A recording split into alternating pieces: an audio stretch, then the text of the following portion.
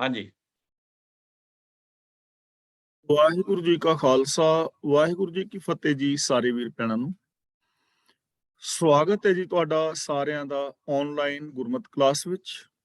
ਜਿਵੇਂ ਕਿ ਆਪ ਜੀ ਨੂੰ ਪਤਾ ਹੈ, ਕੁਝ ਦਿਨ ਤੋਂ ਅਸੀਂ ਮਲਾਰ ਕੀ ਵਾਰ ਦੀ ਵਿਚਾਰ ਸਾਂਝੀ ਕਰਕੇ ਜੀਵਨ ਜੁਗਤ ਸਿੱਖਣ ਦਾ ਯਤਨ ਕਰ ਰਹੇ ਹਾਂ। ਕੱਲ ਤੱਕ ਅਸੀਂ 8 ਪੌੜੀਆਂ ਦੀ ਵਿਚਾਰ ਸਾਂਝੀ ਕਰ ਚੁੱਕੇ ਹਾਂ। ਅੱਜ 9ਵੀਂ ਪੌੜੀ ਦੀ ਵਿਚਾਰ ਆਰੰਭ ਕਰਾਂਗੇ। ਇਸ ਪੌੜੀ ਦੇ ਨਾਲ ਪਹਿਲਾ ਸ਼ਲੋਕ ਸਾਹਿਬ ਸ੍ਰੀ ਗੁਰੂ ਅਮਰਦਾਸ ਜੀ ਦਾ ਉਚਾਰਨ ਕੀਤਾ ਹੋਇਆ ਹੈ ਔਰ ਆਦਿ ਸ੍ਰੀ ਗੁਰੂ ਗ੍ਰੰਥ ਸਾਹਿਬ ਜੀ ਦੇ ਪਾਵਨ ਅੰਗ 1282 ਤੇ ਅੰਕਿਤ ਹੈ। ਸ਼ਲੋਕ ਮਹਿਲਾ ਤੀਜਾ। ਬਾਬੀਹਾ ਨਾ ਬਿਲ ਲਾਏ ਨਾ ਤਰਸਾਏ, ਇਹ ਮਨ ਖਸਮ ਕਾ ਹੁਕਮ ਮੰਨ। ਬਾਬੀਹਾ ਦਾ ਮਤਲਬ ਜੀਵ ਰੂਪ ਪਪੀਹਾ। ਬਬੀਹਾ ਪਪੀਹੇ ਨੂੰ ਕਹਿੰਦੇ ਨੇ। ਤੇ ਇੱਥੇ ਇੱਕ ਜਿਗਿਆਸੂ ਦੀ ਗੱਲ ਹੈ ਜੋ ਪ੍ਰਭੂ ਮਿਲਾਪ ਦਾ ਚਾਹਵਾਨ।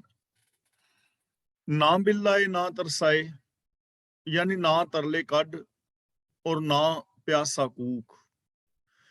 ਕਿ ਇਹ ਪਪੀਹੇ ਨਾ ਵਿਲਕ, ਆਪਣਾ ਮਨ ਨਾ ਤਰਸਾ, ਮਾਲਕ ਦਾ ਹੁਕਮ ਮੰਨ। ਹੁਕਮ ਦੇ ਵਿੱਚ ਰਹੋ, ਹੁਕਮ ਦੇ ਅੰਦਰ ਹੀ ਬਰਸਾਤ ਆਦਿਕ ਹੁੰਦੀ ਹੈ। ਪਪੀਹੇ ਬਾਰੇ ਆਮ ਧਾਰਨਾ ਹੈ ਕਿ ਪਪੀਹਾ ਆਕਾਸ਼ ਤੋਂ ਗਿਰੀ ਹੋਈ ਬੱਦਲ ਦੀ ਬੂੰਦ ਦੇ ਨਾਲ ਤ੍ਰਿਪਤ ਹੁੰਦਾ ਹੈ, ਉਹ ਬਾਕੀ ਪਾਣੀ ਨਹੀਂ ਪੀਂਦਾ, ਇਸ ਤਰ੍ਹਾਂ ਮੰਨਿਆ ਜਾਂਦਾ ਹੈ। ਗੁਰੂ ਪਾਤਸ਼ਾਹ ਜੀ ਕਹਿੰਦੇ ਨੇ ਕਿ ਇਹ ਪਪੀਹੇ ਵਿਲਕ ਨਾ, ਤਰਸ ਨਾ, ਪ੍ਰਭੂ ਦਾ ਹੁਕਮ ਮੰਨ, ਕਿਉਂਕਿ ਹੁਕਮ ਦੇ ਅੰਦਰ ਹੀ ਬੱਦਲ ਆਦਿਕ ਵਰਸਦਾ ਹੈ। ਤਾਂ ਇੱਥੇ ਗੱਲ ਹੈ ਪ੍ਰਭੂ ਦੇ ਮਿਲਾਪ ਦਾ ਜੋ ਚਾਹਵਾਨ ਹੈ ਕਿ ਵਿਲਕ ਨਾ, ਤਰਸ ਨਾ, ਪ੍ਰਭੂ ਦਾ ਹੁਕਮ ਮੰਨ। ਜੇ ਤੂੰ ਹੁਕਮ ਦੇ ਅੰਦਰ ਚੱਲੇ ਤਾਂ ਤੇਰਾ ਪ੍ਰਭੂ ਦੇ ਨਾਲ ਮਿਲਾਪ ਹੋ ਸਕਦਾ ਹੈ ਔਰ ਤੇਰਾ ਵਿਲਕਣਾ, ਤੇਰਾ ਤਰਸਣਾ, ਤੇਰੇ ਦੁੱਖ ਦਰਦ, ਤੇਰਾ ਵਿਛੋੜੇ ਦਾ ਦਰਦ ਖਤਮ ਹੋ ਸਕਦਾ ਹੈ ਰੱਬੀ ਹੁਕਮ ਵਿੱਚ ਚੱਲ ਕੇ। ਅਗਲੀ ਪੰਕਤੀ ਵਿੱਚ ਸਾਫ਼ ਕਰਕੇ ਦੱਸ ਰਹੇ ਨੇ, ਨਾਨਕ ਹੁਕਮ ਮੰਨੈ ਤਿਖ ਉਤਰੈ, ਚੜ੍ਹੈ ਚਵੱਗਲ ਵਨ। ਵਨ ਦਾ ਮਤਲਬ ਰੰਗ, ਚਵੱਗਲ ਦਾ ਮਤਲਬ ਚਾਰ ਗੁਣਾ, ਤਿਖ ਦਾ ਭਾਵ ਹੈ ਤ੍ਰੇ। ਹੁਕਮ ਮੰਨੈ ਦਾ ਮਤਲਬ ਹੁਕਮ ਮੰਨਣ ਕਰਕੇ, ਪ੍ਰਭੂ ਦੀ ਰਜ਼ਾ ਦੇ ਅੰਦਰ ਤੁਰਨ ਕਰਕੇ। ਤਾਂ ਗੁਰਦੇਵ ਪਾਤਸ਼ਾਹ ਜੀ ਬਚਨ ਕਰਦੇ ਨੇ ਕਿ ਜੇ ਪ੍ਰਭੂ ਦੀ ਰਜ਼ਾ ਹੁਕਮ ਭਾਣੇ ਦੇ ਅੰਦਰ ਤੁਰਿਆ ਜਾਏ, ਰਜ਼ਾ ਦੇ ਅੰਦਰ ਜੀਵਨ ਜੀਵਿਆ ਜਾਏ, ਤਾਂ ਜੋ ਪਿਆਰ ਦਾ ਚਾਰ ਗੁਣਾ ਰੰਗ ਹੋਰ ਚੜ ਜਾਂਦਾ ਹੈ। ਮਤਲਬ ਕਿ ਜ਼ਿੰਦਗੀ ਦੇ ਅੰਦਰ ਖੁਸ਼ੀਆਂ ਖੇੜੇ ਆਉਂਦੇ ਨੇ ਔਰ ਜੀਵਨ ਦੇ ਅੰਦਰ ਪ੍ਰਭੂ ਦਾ ਪਿਆਰ ਹੋਰ ਵੱਧਦਾ ਹੈ ਜੇ ਹੁਕਮ ਨੂੰ ਮੰਨਿਆ ਜਾਏ, ਹੁਕਮ ਦੇ ਅੰਦਰ ਤੁਰਿਆ ਜਾਏ, ਰਜ਼ਾ ਭਾਣੇ ਦੇ ਵਿੱਚ ਜੀਵਨ ਗੁਜ਼ਾਰਿਆ ਜਾਏ। ਮਹਿਲਾ ਤੀਜਾ।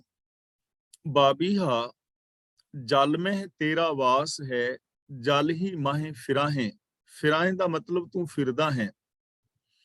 ਕਿ ਹੇ ਪਪੀਹੇ, ਪਾਣੀ ਵਿੱਚ ਤੂੰ ਵਸਦਾ ਹੈ ਔਰ ਪਾਣੀ ਵਿੱਚ ਹੀ ਤੂੰ ਤੁਰਦਾ ਫਿਰਦਾ ਹੈ। ਹੁਣ ਇੱਥੇ ਪਪੀਹਾ ਹੈ ਜਿਗਿਆਸੂ ਜੋ ਪ੍ਰਭੂ ਦੇ ਮਿਲਾਪ ਦਾ ਚਾਹਵਾਨ ਹੈ। ਤਾਂ ਗੁਰੂ ਪਾਤਸ਼ਾਹ ਜੀ ਕਹਿੰਦੇ ਨੇ ਕਿ ਇਹ ਮਨੁੱਖ, ਇਹ ਮੇਰੇ ਮਨ, ਰੱਬ ਦੇ ਵਿੱਚ ਹੀ ਤੂੰ ਵਸ ਰਿਹਾ ਹੈ ਔਰ ਰੱਬ ਦੇ ਵਿੱਚ ਹੀ ਤੂੰ ਤੁਰ ਫਿਰ ਰਿਹਾ ਹੈ।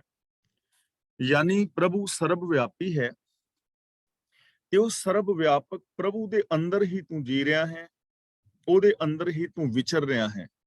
ਯਾਨੀ ਤੂੰ ਰੱਬ ਦੇ ਨਾਲੋਂ ਵੱਖਰਾ ਨਹੀਂ ਹੈ, ਰੱਬ ਦੇ ਵਿੱਚ ਹੀ ਜੀ ਰਿਹਾ ਹੈ, ਰੱਬ ਦੇ ਵਿੱਚ ਹੀ ਵਿਚਰ ਰਿਹਾ ਹੈ, ਕਿਉਂਕਿ ਉਹ ਹਰ ਵਕਤ ਹਰ ਥਾਂ ਤੇ ਮੌਜੂਦ ਹੈ ਨਾ। ਦੇਖੋ ਕਿੰਨੀ ਵੱਡੀ ਅਗਿਆਨਤਾ ਹੈ ਜਾਂ ਬੇਸਮਝੀ ਹੈ ਕਿ ਰੱਬ ਦੇ ਅੰਦਰ ਜਿਉਂਦੇ ਹੋਏ ਵੀ ਅਸੀਂ ਆਪਣੇ ਆਪ ਨੂੰ ਰੱਬ ਦੇ ਨਾਲੋਂ ਵੱਖਰਾ ਸਮਝ ਰਹੇ ਹਾਂ ਔਰ ਰੱਬ ਦੇ ਮਿਲਣ ਵਾਸਤੇ ਕਿੰਨੇ ਸਾਰੇ ਕਰਮ ਕਾਂਡ ਕਰ ਰਹੇ ਹਾਂ, ਸਗੋਂ ਅਸੀਂ ਰੱਬੀ ਰਜ਼ਾ ਵਿੱਚ ਨਹੀਂ ਚੱਲ ਰਹੇ ਔਰ ਰੱਬ ਨੂੰ ਮਹਿਸੂਸ ਨਹੀਂ ਕਰ ਪਾ ਰਹੇ। ਜਲ ਕੀ ਸਾਰ ਨਾ ਜਾਣਹੀ, ਤਾਂ ਤੂੰ ਕੂਕਣ ਪਾਹੇ। ਕੂਕਣ ਪਾਹੇ ਦਾ ਮਤਲਬ ਵਿਲਕ ਰਿਹਾ ਹੈ। ਸਾਰ ਦਾ ਮਤਲਬ ਕਦਰ, ਨਾ ਜਾਣਹੀ ਦਾ ਮਤਲਬ ਤੂੰ ਜਾਣਦਾ ਨਹੀਂ। ਇਹ ਪ੍ਰਭੂ ਮਿਲਾਪ ਦੇ ਚਾਹਵਾਨ ਦੇ ਮਿਲਾਪ ਦੇ ਚਾਹਵਾਨ ਸੱਜਣ, ਹੇ ਮਨ, ਹੇ ਪਪੀਹੇ, ਹੇ ਜਿਗਿਆਸੂ, ਤੂੰ ਪਾਣੀ ਦੀ ਕਦਰ ਨਹੀਂ ਜਾਣਦਾ, ਇਸ ਕਰਕੇ ਵਿਲਕ ਰਿਹਾ। ਯਾਨੀ ਰੱਬ ਦੀ ਕਦਰ ਨਹੀਂ ਜਾਣ ਰਿਹਾ, ਤੂੰ ਰੱਬ ਦੀ ਸਾਰ ਨਹੀਂ ਜਾਣ ਰਿਹਾ, ਤਾਂ ਵਿਲਕ ਰਿਹਾ ਕਿ ਮੈਂ ਰੱਬ ਨੂੰ ਮਿਲਣਾ ਹੈ, ਰੱਬ ਨੂੰ ਪਾਣਾ ਹੈ, ਜਦੋਂ ਕਿ ਜੀ ਹੀ ਰੱਬ ਦੇ ਵਿੱਚ ਰਿਹਾ ਹੈ, ਜਦੋਂ ਕਿ ਉਹ ਸਰਬ ਵਿਆਪਕ ਹੈ, ਅੰਦਰ ਬਾਹਰ ਹੈ ਹੀ ਇੱਕ, ਉਹਦੇ ਤੋਂ ਬਿਨਾਂ ਹੈ ਹੀ ਨਹੀਂ। ਉਹਦੇ ਤੋਂ ਬਿਨਾ ਹੈ ਹੀ ਨਹੀਂ, ਸਾਰ ਨਹੀਂ ਜਾਣ ਰਿਹਾ, ਕਦਰ ਨਹੀਂ ਜਾਣ ਰਿਹਾ, ਇਸ ਕਰਕੇ ਤੂੰ ਵਿਲਕ ਰਿਹਾ ਹੈ।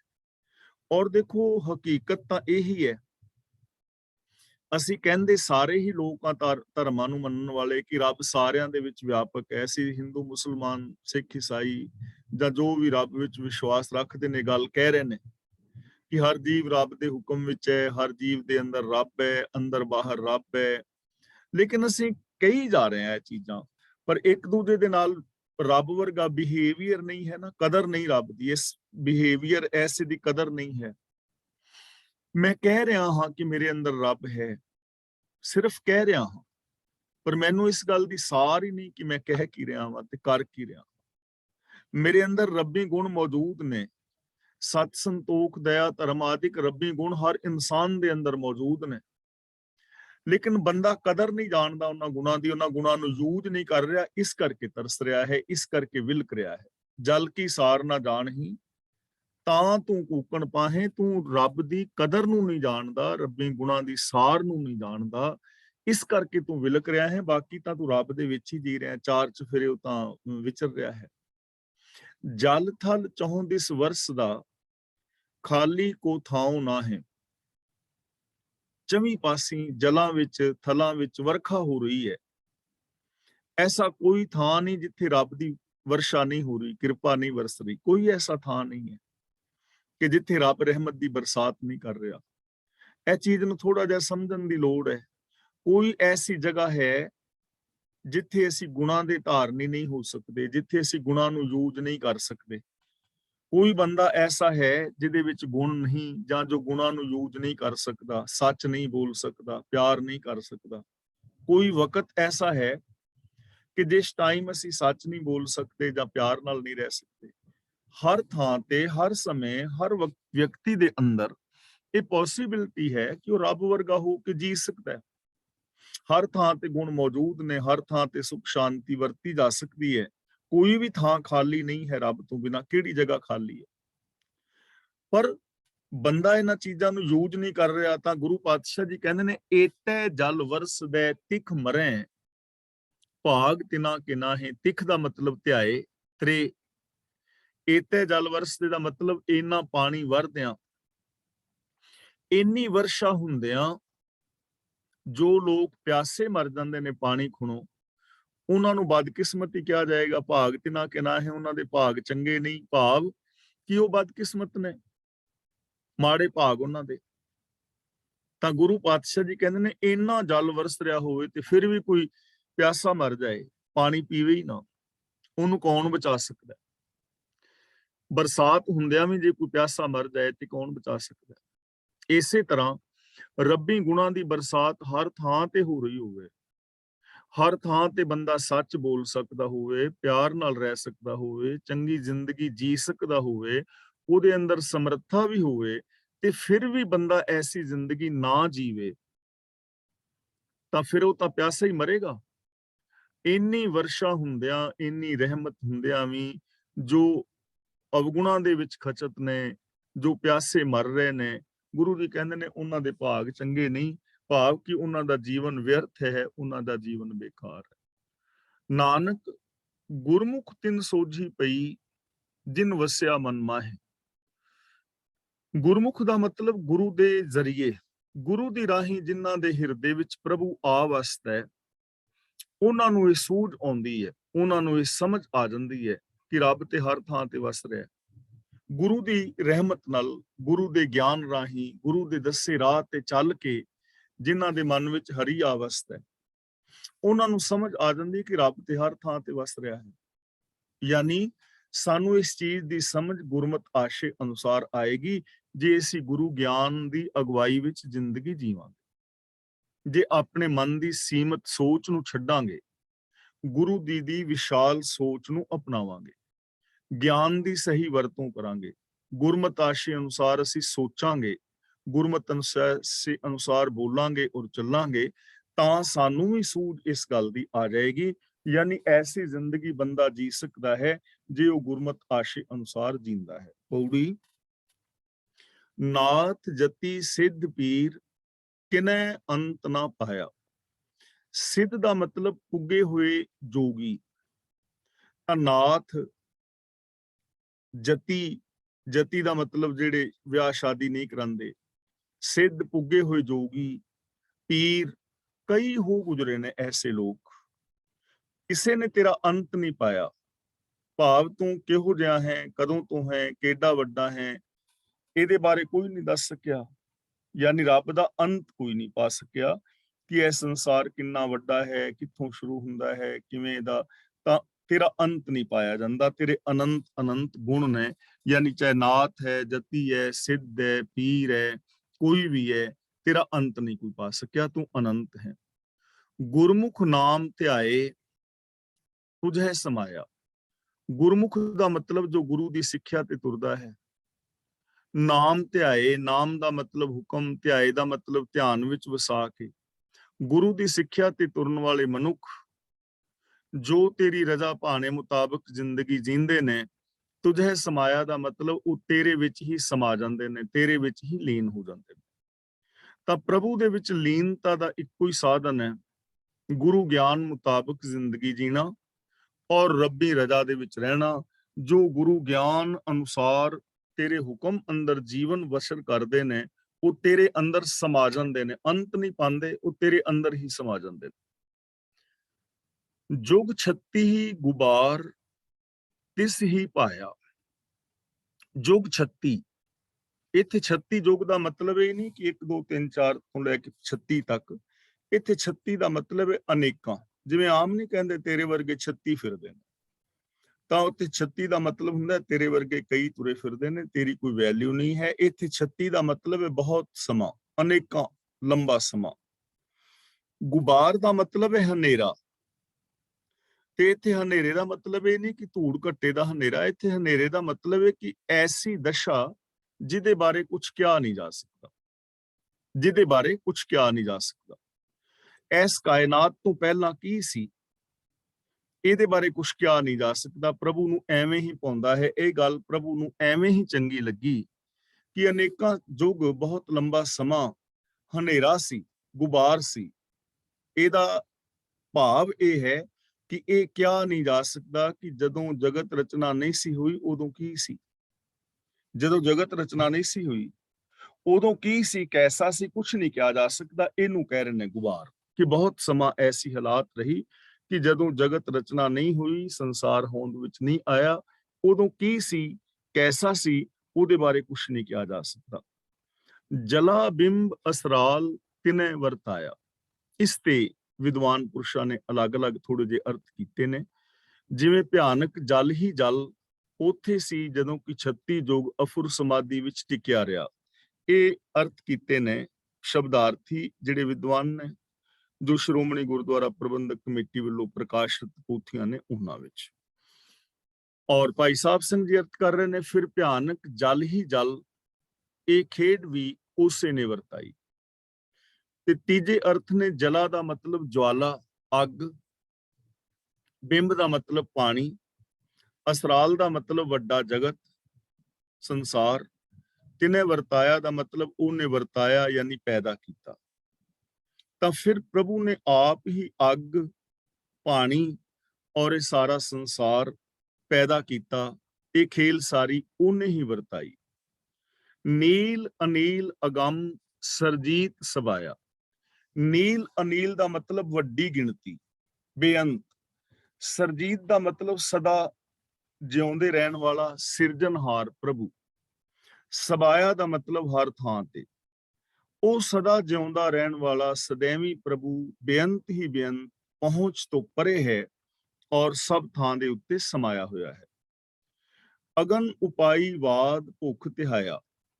ਤਾਂ ਹੁਣ ਸਭ ਥਾਵਾਂ ਤੇ ਸਮਾਇਆ ਉਹ ਆਪ ਹੈ, ਲੇਕਿਨ ਉਸ ਪ੍ਰਭੂ ਨਾਲੋਂ ਟੁੱਟਣ ਕਰਕੇ ਅਗਨ ਉਪਾਈ ਵਾਦ ਭੁੱਖ ਤਿਹਾਇਆ। ਰੱਬ ਨਾਲੋਂ ਟੁੱਟਣ ਕਰਕੇ ਅਗਨ ਉਪਾਈ ਦਾ ਮਤਲਬ ਮਨੁੱਖ ਨੇ ਆਪਣੇ ਅੰਦਰ ਤ੍ਰਿਸ਼ਨਾ ਪੈਦਾ ਕਰ ਲਈ। ਵਾਦ ਦਾ ਮਤਲਬ ਵਾਦ ਵਿਵਾਦ ਖੜੇ ਕਰ ਲਏ। ਔਰ ਆਪਣੇ ਜੀਵਨ ਦੇ ਅੰਦਰ ਭੁੱਖ ਧਿਆਇਆ ਦਾ ਮਤਲਬ ਆਸਾ ਔਰ ਤ੍ਰਿਸ਼ਨਾ ਪੈਦਾ ਕਰ ਲਈ, ਭੁੱਖ ਤ੍ਰੇ ਵੀ ਪੈਦਾ ਕਰ ਲਈ। ਰੱਬੀ ਰਜ਼ਾ ਦੇ ਅੰਦਰ, ਹੁਕਮ ਦੇ ਅੰਦਰ ਤ੍ਰਿਸ਼ਨਾ ਦੀ ਅੱਗ, ਵਾਦ ਵਿਵਾਦ ਔਰ ਭੁੱਖ ਤ੍ਰੇ ਜੀਵਾਂ ਦੇ ਅੰਦਰ ਪੈਦਾ ਹੋਈ। ਦੁਨੀਆ ਕੈ ਸਿਰ ਕਾਲ ਦੂਜਾ ਪਾਇਆ। ਕਾਲ ਦਾ ਮਤਲਬ ਮੌਤ, ਆਤਮਕ ਮੌਤ। ਜੀਵਾਂ ਦੇ ਸਿਰ ਉੱਤੇ ਮੌਤ ਦਾ ਡਰ ਵੀ ਹੈ, ਔਰ ਆਤਮਕ ਮੌਤ ਉਹਨਾਂ ਨੂੰ ਆਉਂਦੀ ਹੈ ਕਿਹਨਾਂ ਨੂੰ? ਦੂਜਾ ਪਾਇਆ, ਜਿਨ੍ਹਾਂ ਨੂੰ ਦ્વੈਤ ਪਿਆਰਾ ਲੱਗਦਾ ਹੈ, ਜਿਨ੍ਹਾਂ ਨੇ ਸੰਸਾਰ ਨੂੰ ਛੱਡ ਕੇ ਨਿਰੰਕਾਰ ਨੂੰ ਛੱਡ ਕੇ ਦੂਜੇ ਨਾਲ ਪਿਆਰ ਪਾ ਲਿਆ, ਸੱਚ ਨੂੰ ਛੱਡ ਕੇ ਦ્વੈਤ ਦੇ ਨਾਲ ਪਿਆਰ ਪਾ ਲਿਆ, ਮੇਰ ਤੇਰ ਤੇ ਵਿਤਕਰੇ ਪੈਦਾ ਕਰ ਲਏ, ਆਪਣੇ ਪਰਾਏ ਦੇ ਵਿਤਕਰੇ ਪੈਦਾ ਕਰ ਲਏ, ਇੱਕ ਨੂੰ ਛੱਡ ਕੇ ਕਿਸੇ ਦੂਜੇ ਦਾ ਪਿਆਰ, ਅੰਦਰੋਂ ਹੋਰ ਤੇ ਬਾਹਰੋਂ ਹੋਰ।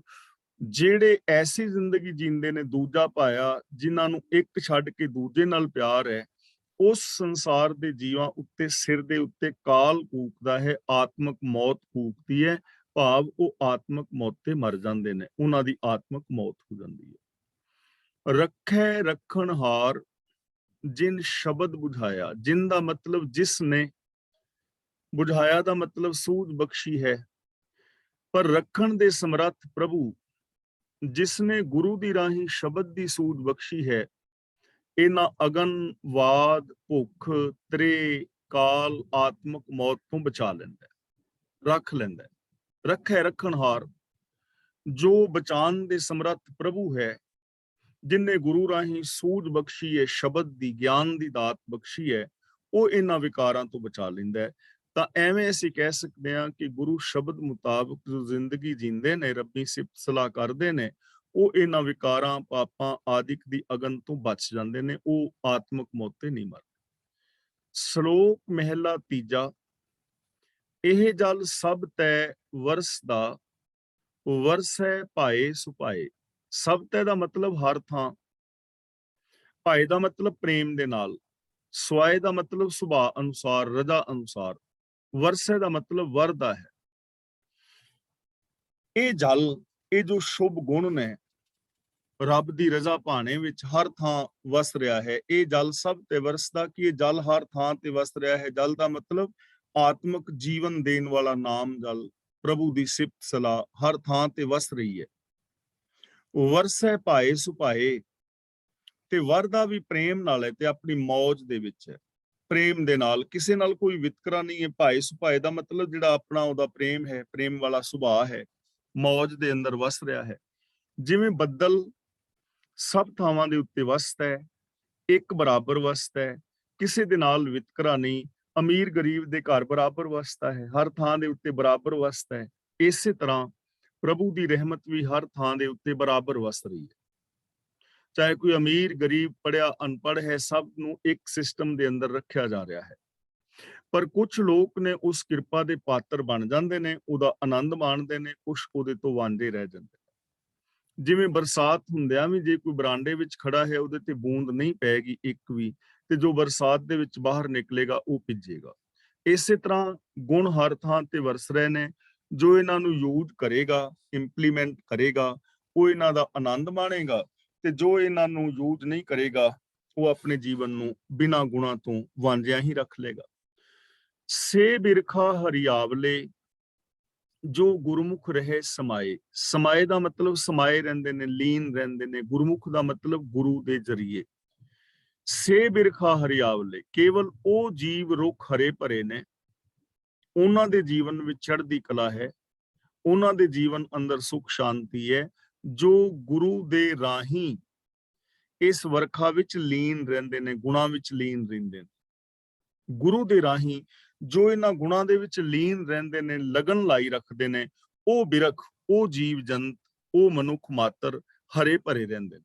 ਯਾਨੀ ਉਹਨਾਂ ਦੇ ਅੰਦਰ ਸ਼ੁਭ ਗੁਣ ਪੱਲਰਦੇ ਨੇ, ਉਹਨਾਂ ਦੇ ਅੰਦਰ ਚੜ੍ਹਦੀ ਕਲਾ ਬਣਦੀ ਹੈ, ਉਹਨਾਂ ਦੇ ਅੰਦਰ ਸੁਖ ਸ਼ਾਂਤੀ ਵਰਤੀ ਰਹਿੰਦੀ ਹੈ, ਜੋ ਗੁਰੂ ਦੇ ਰਾਹੀਂ ਰੱਬੀ ਗੁਣਾਂ ਵਿੱਚ ਸਮਾਏ ਰਹਿੰਦੇ ਨੇ। ਨਾਨਕ ਨਦਰੀ ਸੁਖ ਹੋਏ, ਇਹਨਾਂ ਜਨਤਾ ਕਾ ਦੁੱਖ ਜਾਏ।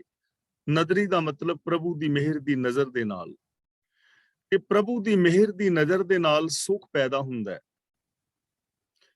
ਤੇ ਜੋ ਉਸ ਨਦਰ ਦਾ ਪਾਤਰ ਬਣ ਜਾਂਦਾ ਹੈ, ਇਹਨਾਂ ਜਨਤਾ ਕਾ ਦੁੱਖ ਜਾਏ, ਤਾਂ ਇਹਨਾਂ ਜੀਵਾਂ ਦਾ ਦੁੱਖ ਦੂਰ ਹੁੰਦਾ ਹੈ। ਰੱਬ ਦੀ ਰਹਿਮਤ ਦੀ ਨਜ਼ਰ ਦੇ ਨਾਲ ਇਹਨਾਂ ਜੀਵ ਜਨਤਾ ਦਾ ਦੁੱਖ ਦੂਰ ਹੁੰਦਾ ਹੈ। ਤੇ ਰਹਿਮਤ ਪਿਛਲੇ ਪੰਕਤੀਆਂ ਵਿੱਚ ਦੱਸਦੇ ਨੇ ਕਿ ਹਰ ਥਾਂ ਤੇ ਵਰਸ ਰਹੀ ਹੈ, ਰਹਿਮਤ ਹਰ ਥਾਂ ਤੇ ਵਰਸ ਰਹੀ ਹੈ, ਤੇ ਰਹਿਮਤ ਦੇ ਨਾਲ ਦੁੱਖ ਦੂਰ ਹੋਣੇ ਨੇ। ਤਾਂ ਫਿਰ ਸਵਾਲ ਪੈਦਾ ਹੋਏਗਾ ਕਿ ਜੇ ਸਾਰਿਆਂ ਦੇ ਉੱਤੇ ਰਹਿਮਤ ਬਰਸ ਰਹੀ ਹੈ, ਰਹਿਮਤ ਦੇ ਨਾਲ ਦੁੱਖ ਦੂਰ ਹੁੰਦੇ ਨੇ, ਤਾਂ ਫਿਰ ਸਾਡੇ ਦੁੱਖ ਦੂਰ ਕਿਉਂ ਨਹੀਂ ਹੋ ਰਹੇ? ਹੁਣ ਇਹਦਾ ਸਿੱਧਾ ਜਿਹਾ ਉੱਤਰ ਹੈ, ਮੰਨ ਲਓ 4 ਬੰਦਿਆਂ ਨੂੰ ਸਿਰ ਪੀੜ ਹੋ ਰਹੀ ਹੈ ਤੇ ਚਾਰਾਂ ਹੀ ਬੰਦਿਆਂ ਨੂੰ ਡਾਕਟਰ ਨੇ ਪੈਰਾਸੀਟਾਮੋਲ ਦੀਆਂ 2-2 ਗੋਲੀਆਂ ਦੇ ਦਿੱਤੀਆਂ ਨੇ ਕਿ ਖਾ ਲਓ, ਤੇ ਚਾਰਾਂ ਹੀ ਬੰਦਿਆਂ ਦੇ ਕੋਲ ਗੋਲੀਆਂ ਨੇ। ਉਹਨਾਂ ਵਿੱਚੋਂ ਇੱਕ ਦੀ ਦਰਦ ਦੂਰ ਹੋ ਗਈ, ਤਿੰਨਾਂ ਦੀ ਨਹੀਂ ਹੋਈ ਤੇ ਉਹ ਕਲਪ ਰਹੇ ਨੇ। ਉਹ ਕਹਿੰਦਾ ਯਾਰ ਪੈਰਾਸੀਟਾਮੋਲ ਦੀਆਂ ਗੋਲੀਆਂ ਨਾਲ ਮੇਰੀ ਤਾਂ ਸਿਰ ਪੀੜ ਹਟ ਗਈ। ਉਹ ਤਿੰਨ ਕਹਿੰਦੇ ਨੇ ਸਾਡੇ ਕੋਲ ਵੀ ਨੇ ਪੈਰਾਸੀਟਾਮੋਲ ਦੀਆਂ ਗੋਲੀਆਂ, ਸਾਡੀ ਤੇ ਹਟੀ ਨਹੀਂ। ਤੇ ਉਹ ਕਹਿੰਦਾ ਗੋਲੀਆਂ ਸਾਡੇ ਹੱਥ ਵਿੱਚ ਨੇ, ਗੋਲੀਆਂ ਤੇ ਅਸੀਂ ਡੱਬੀ ਦੇ ਵਿੱਚ ਬੰਦ ਕਰਕੇ ਰੱਖਿਆ ਹੋਇਆ, ਖਾਧੀਆਂ ਨਹੀਂ। ਹੁਣ ਬਿਨਾਂ ਖਾਣ ਤੋਂ ਨਹੀਂ ਨਾ। ਇਸੇ ਤਰ੍ਹਾਂ ਰੱਬ ਦੀ ਰਹਿਮਤ ਤਾਂ ਸਾਰਿਆਂ ਤੇ ਹੋ ਰਹੀ ਹੈ। ਜਿਵੇਂ ਮੈਂ ਰੋਜ਼ ਬੇਨਤੀ ਕਰ ਰਿਹਾ ਕਿ ਸਤ ਸੰਤੋਖ ਆਦਿ ਗੁਣ ਤੇ ਸਾਰਿਆਂ ਦੇ ਵਿੱਚ ਮੌਜੂਦ ਨੇ। ਹੁਣ ਪਿਆਸ ਉਹਨਾਂ ਦੀ ਜਾਏਗੀ, ਦੁੱਖ ਉਹਨਾਂ ਦੇ ਦੂਰ ਹੋਣਗੇ ਨਾ ਜਿਹੜੇ ਇਨਸਾਨ ਇਹਨਾਂ ਗੁਣਾਂ ਨੂੰ ਵਰਤਣਗੇ। ਤੇ ਜੇ ਕੋਈ ਇਹਨਾਂ ਗੁਣਾਂ ਨੂੰ ਯੂਜ਼ ਹੀ ਨਾ ਕਰੇ, ਇੰਪਲੀਮੈਂਟ ਹੀ ਨਾ ਕਰੇ, ਤੇ ਕਹੇ ਕਿ ਮੇਰੀ ਤੇ ਦੁੱਖ ਦੂਰ ਹੋਏ ਨਹੀਂ, ਤਾਂ ਗੁਰੂ ਜੀ ਸਾਨੂੰ ਸਮਝਾ ਰਹੇ ਨੇ ਕਿ ਹੇ ਭਾਈ, ਪ੍ਰਭੂ ਦੀ ਰਹਿਮਤ ਦੇ ਨਾਲ ਸੁੱਖ ਮਿਲਦਾ ਹੈ ਔਰ ਇਹਨਾਂ ਜਨਤਾਂ ਦਾ ਦੁੱਖ ਦੂਰ ਹੋ ਜਾਂਦਾ ਹੈ। ਤਾਂ ਇਹਦਾ ਭਾਵ ਹੈ, ਜੇ ਅਸੀਂ ਆਪਣੀ ਜ਼ਿੰਦਗੀ ਤੋਂ ਦੁੱਖ ਮਿਟਾਉਣਾ ਚਾਹੁੰਦੇ ਹਾਂ, ਸੁੱਖ ਮਾਨਣਾ ਚਾਹੁੰਦੇ ਹਾਂ, ਤਾਂ ਫਿਰ ਸਾਨੂੰ ਔਗਣ ਛੱਡ ਕੇ ਗੁਣਾਂ ਦੇ ਧਾਰਨੀ ਹੋਣਾ ਚਾਹੀਦਾ ਹੈ। ਮਹਿਲਾ ਤੀਜਾ, ਭਿੰਨੀ ਰੈਣ ਚਮਕਿਆ ਵੁੱਠਾ ਛਹਿਬਰ ਲਾਏ। ਵੁੱਠਾ ਦਾ ਮਤਲਬ ਵਸਿਆ, ਭਿੰਨੀ ਦਾ ਮਤਲਬ ਭਿੱਜੀ ਹੋਈ, ਭਿੰਨੀ ਰਹਿਣ ਦਾ ਮਤਲਬ ਭਿੱਜੀ ਹੋਈ ਰਾਤ। ਜਿਵੇਂ ਰਾਤ ਨੂੰ ਤਰੇਲ ਪਈ ਹੁੰਦੀ ਹੈ ਨਾ ਘਾਹ ਦੇ ਉੱਤੇ, ਵਨਸਪਤੀ ਤੇ, ਫੁੱਲਾਂ ਤੇ, ਕਿੰਨੇ ਸੋਹਣੇ ਉਹ ਤਰੇਲ ਲੱਗਦੀ ਹੈ। ਭਿੰਨੀ ਰਹਿਣ ਦਾ ਮਤਲਬ ਸੁਹਾਵਣੀ ਰਾਤ, ਸ਼ਾਂਤ ਰਾਤ। ਛਹਿਬਰ ਦਾ ਮਤਲਬ ਝੜੀ। ਗੁਰੂ ਪਾਤਸ਼ਾਹ ਜੀ ਕਹਿੰਦੇ ਨੇ ਤਦੋਂ ਸੁਹਾਵਣੀ ਰਾਤੇ ਬੱਦਲ ਚਮਕਦਾ ਹੈ ਔਰ ਝੜੀ ਲਾ ਕੇ ਵਸਦਾ ਹੈ। ਜਿਵੇਂ ਰਾਤ ਨੂੰ ਬੱਦਲ ਚਮਕੇ ਔਰ ਝੜੀ ਲਾ ਕੇ ਵਸੇ, ਤੇ ਉਦੋਂ ਫਿਰ ਕੀ ਹੁੰਦਾ? ਜਿਤ ਵੁੱਠੇ ਅੰਨ ਧਨ ਬਹੁਤ ਉਪਜੈ, ਜਾਂ ਸ਼ੋਹ ਕਰੇ ਰਜ਼ਾਏ। ਕਰੇ ਰਜ਼ਾਏ ਦਾ ਮਤਲਬ ਮਰਜ਼ੀ, ਜਿਤ ਦਾ ਮਤਲਬ ਜਿਹਦੀ ਰਾਹੀਂ, ਜਿਤ ਵੁੱਠੇ ਦਾ ਮਤਲਬ ਜਿਹਦੇ ਵਰਨ ਨਾਲ। ਜਦੋਂ ਪ੍ਰਭੂ ਨੂੰ ਪਾਉਂਦਾ ਹੈ ਤਾਂ ਇਸ ਬੱਦਲ ਦੇ ਵਸਣ ਦੇ ਨਾਲ ਅੰਨ ਧਨ ਪੈਦਾ ਹੁੰਦਾ ਹੈ। ਰਾਤ ਸੁਹਾਵਣੀ ਹੋ ਜਾਂਦੀ ਹੈ, ਬੱਦਲ ਵਸਦਾ ਹੈ, ਬਿਜਲੀ ਕੜਕਦੀ ਹੈ, ਚਮਕਦੀ ਹੈ, ਔਰ ਜਦੋਂ ਬੱਦਲ ਵਸਦਾ ਹੈ ਤਾਂ ਫਿਰ ਅੰਨ ਔਰ ਧਨ ਆਦਿਕ ਪੈਦਾ ਹੁੰਦਾ ਹੈ। ਇਹ ਤਾਂ ਹੋ ਗਈ ਬਾਹਰ ਦੀ ਗੱਲ। ਤੇ ਜਦੋਂ ਸਾਡੇ ਅੰਦਰ ਬੱਦਲ ਵਸਦਾ ਹੈ, ਗੁਰੂ ਰੂਪ ਬੱਦਲ, ਗੁਰੂ ਗਿਆਨ ਦੀ ਬਿਜਲੀ ਅੰਦਰ ਚਮਕਦੀ ਹੈ, ਅੰਦਰ ਜਦੋਂ ਗੁਰੂ ਗਿਆਨ ਦੀ ਚਮਕ ਪੈਦਾ ਹੁੰਦੀ ਹੈ, ਹਨੇਰਾ ਉੱਡ ਜਾਂਦਾ ਹੈ ਔਰ ਅੰਦਰ ਸਤ ਸੰਤੋਖ ਆਦਿਕ ਗੁਣ ਪੈਦਾ ਹੁੰਦੇ ਨੇ ਗੁਰੂ ਗਿਆਨ ਰਾਹੀਂ। ਤੇ ਫਿਰ ਬੰਦਾ ਉਹਨਾਂ ਗੁਣਾਂ ਨੂੰ ਯੂਜ਼ ਕਰਦਾ ਹੈ ਤੇ ਫਿਰ ਅੰਨ ਧਨ ਬਹੁਤ ਪੈਦਾ ਹੁੰਦਾ ਹੈ, ਸੁੱਖ ਔਰ ਸ਼ਾਂਤੀ ਮਿਲਦੀ ਹੈ, ਗਿਆਨ ਇੰਦਰੇ ਸੁਖੀ ਔਰ ਸ਼ਾਂਤ ਹੋ ਜਾਂਦੇ ਨੇ। ਪਰ ਇਹ ਸਾਰਾ ਕੁਝ ਰੱਬੀ ਰਜ਼ਾ ਦੇ ਅੰਦਰ ਹੈ। ਜਿਤ ਖਾਧੈ ਮਨ ਤ੍ਰਿਪਤੀ ਹੈ, ਜੀਆਂ ਜੁਗਤ ਸਮਾਏ। ਸਮਾਏ ਦਾ ਮਤਲਬ ਆਵਸਤੀ ਹੈ, ਜੁਗਤ ਦਾ ਮਤਲਬ ਜਿਉਣ ਦੀ ਜੁਗਤ, ਜੀਵਨ ਦਾ ਢੰਗ। ਜਿਤ ਖਾਧੈ ਮਨ ਤ੍ਰਿਪਤੀ ਹੈ, ਇਹ ਧਨ ਦੇ ਵਰਤਨ ਨਾਲ, ਖਾਣ ਦਾ ਮਤਲਬ ਵਰਤਣਾ। ਇਹ ਜਿਹੜਾ ਧਨ ਪੈਦਾ ਹੋਇਆ ਹੈ, ਗੁਣ, ਸੱਚਾਈ, ਦਇਆ, ਧਰਮ, ਧੀਰਜ, ਇਹਨਾਂ ਗੁਣਾਂ ਦੇ ਵਰਤਨ ਦੇ ਨਾਲ ਮਨ ਤ੍ਰਿਪਤੀ ਦਾ ਮਤਲਬ ਮਨ ਰੱਜ ਜਾਂਦਾ ਹੈ, ਮਨ ਨੂੰ ਸੰਤੋਖ ਆਉਂਦਾ ਹੈ, ਮਨ ਵਿੱਚ ਖੁਸ਼ੀ ਪੈਦਾ ਹੁੰਦੀ ਹੈ।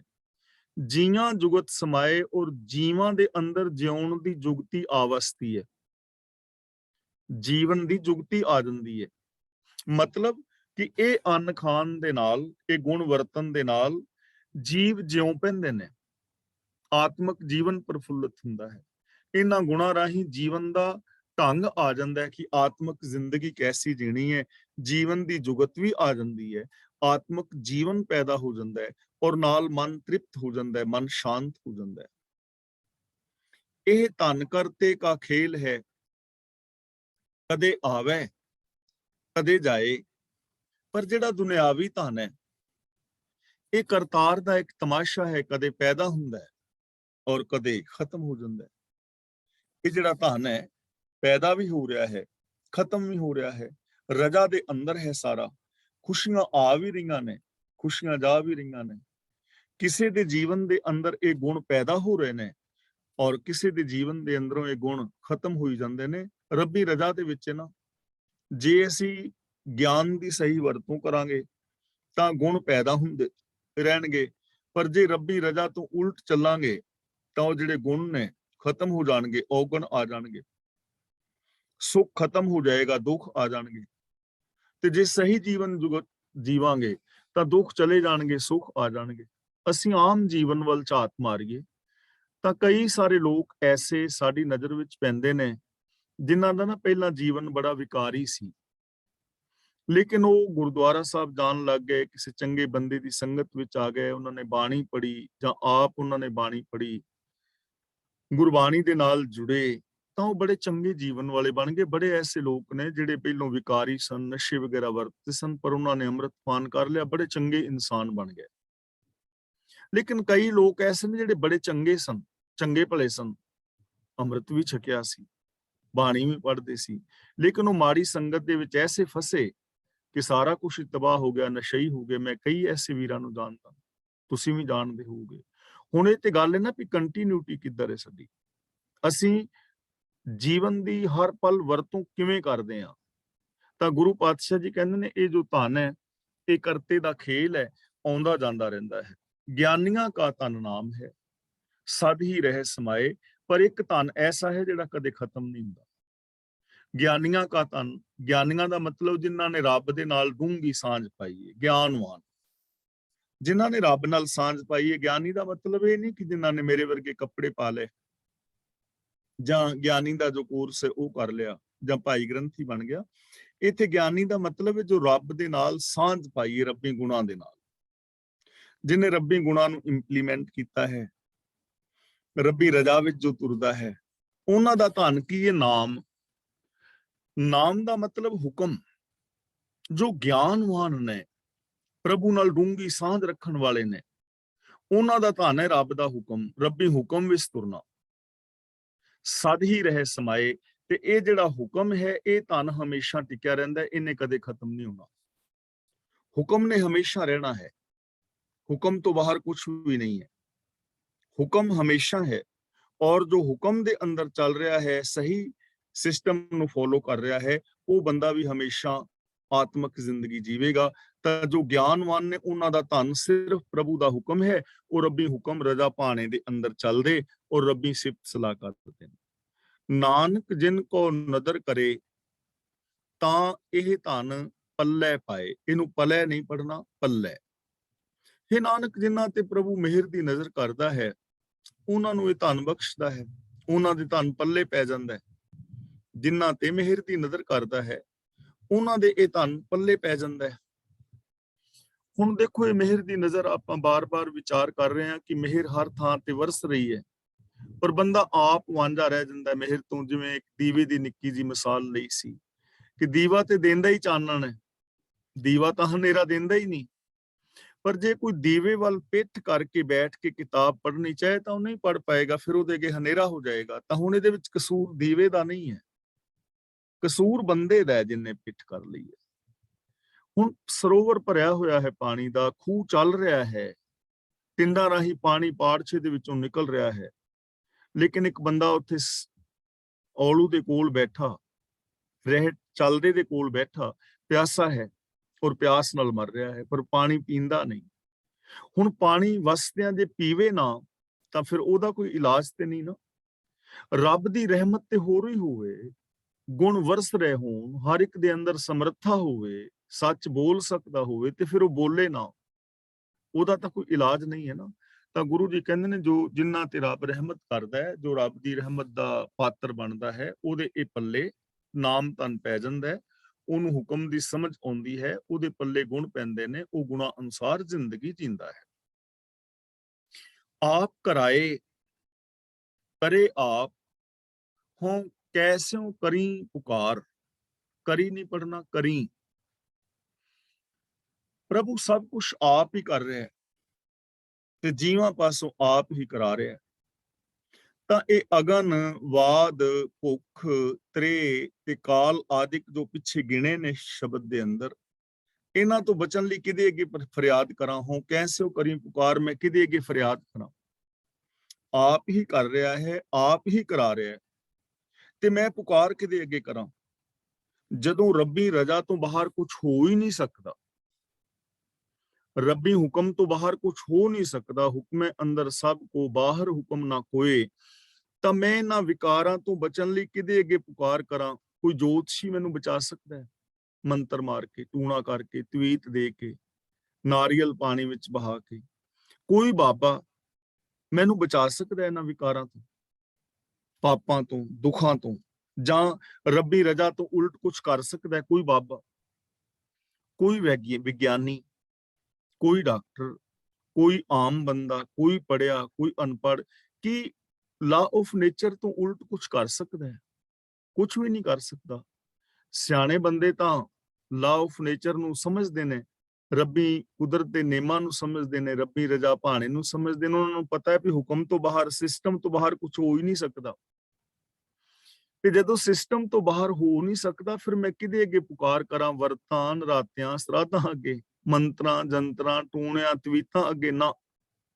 ਫਿਰ ਮੈਂ ਰੱਬ ਅੱਗੇ ਹੀ ਪੁਕਾਰ ਕਰਾਂ, ਮਤਲਬ ਰੱਬ ਦੇ ਹੁਕਮ ਵਿੱਚ ਹੀ ਤੁਰਾਂ। ਇਹਦਾ ਕੋਈ ਹੋਰ ਇਲਾਜ ਨਹੀਂ ਹੈ ਹੁਕਮ ਵਿੱਚ ਤੁਰਨ ਤੋਂ ਬਿਨਾਂ, ਰੱਬੀ ਰਜ਼ਾ ਵਿੱਚ ਤੁਰਨ ਤੋਂ ਬਿਨਾਂ। ਹੁਕਮ ਤੋਂ ਬਾਹਰ ਕੁਝ ਨਹੀਂ ਹੋ ਸਕਦਾ, ਕਿਉਂਕਿ ਹੁਕਮ ਦੇ ਅੰਦਰ ਜੀਵ ਪੈਦਾ ਹੋ ਰਹੇ ਨੇ, ਹੁਕਮ ਦੇ ਅੰਦਰ ਕੰਮ ਕਰ ਰਹੇ ਨੇ। ਹੁਕਮ ਵਿੱਚ ਸੁੱਖ, ਹੁਕਮ ਵਿੱਚ ਦੁੱਖ, ਹੁਕਮ ਵਿੱਚ ਜਨਮ, ਹੁਕਮ ਵਿੱਚ ਮਰਨ, ਹੁਕਮ ਵਿੱਚ ਮਾਨ, ਹੁਕਮ ਵਿੱਚ ਅਪਮਾਨ ਸਿਸਟਮ ਦੇ ਅੰਦਰ ਹੈ।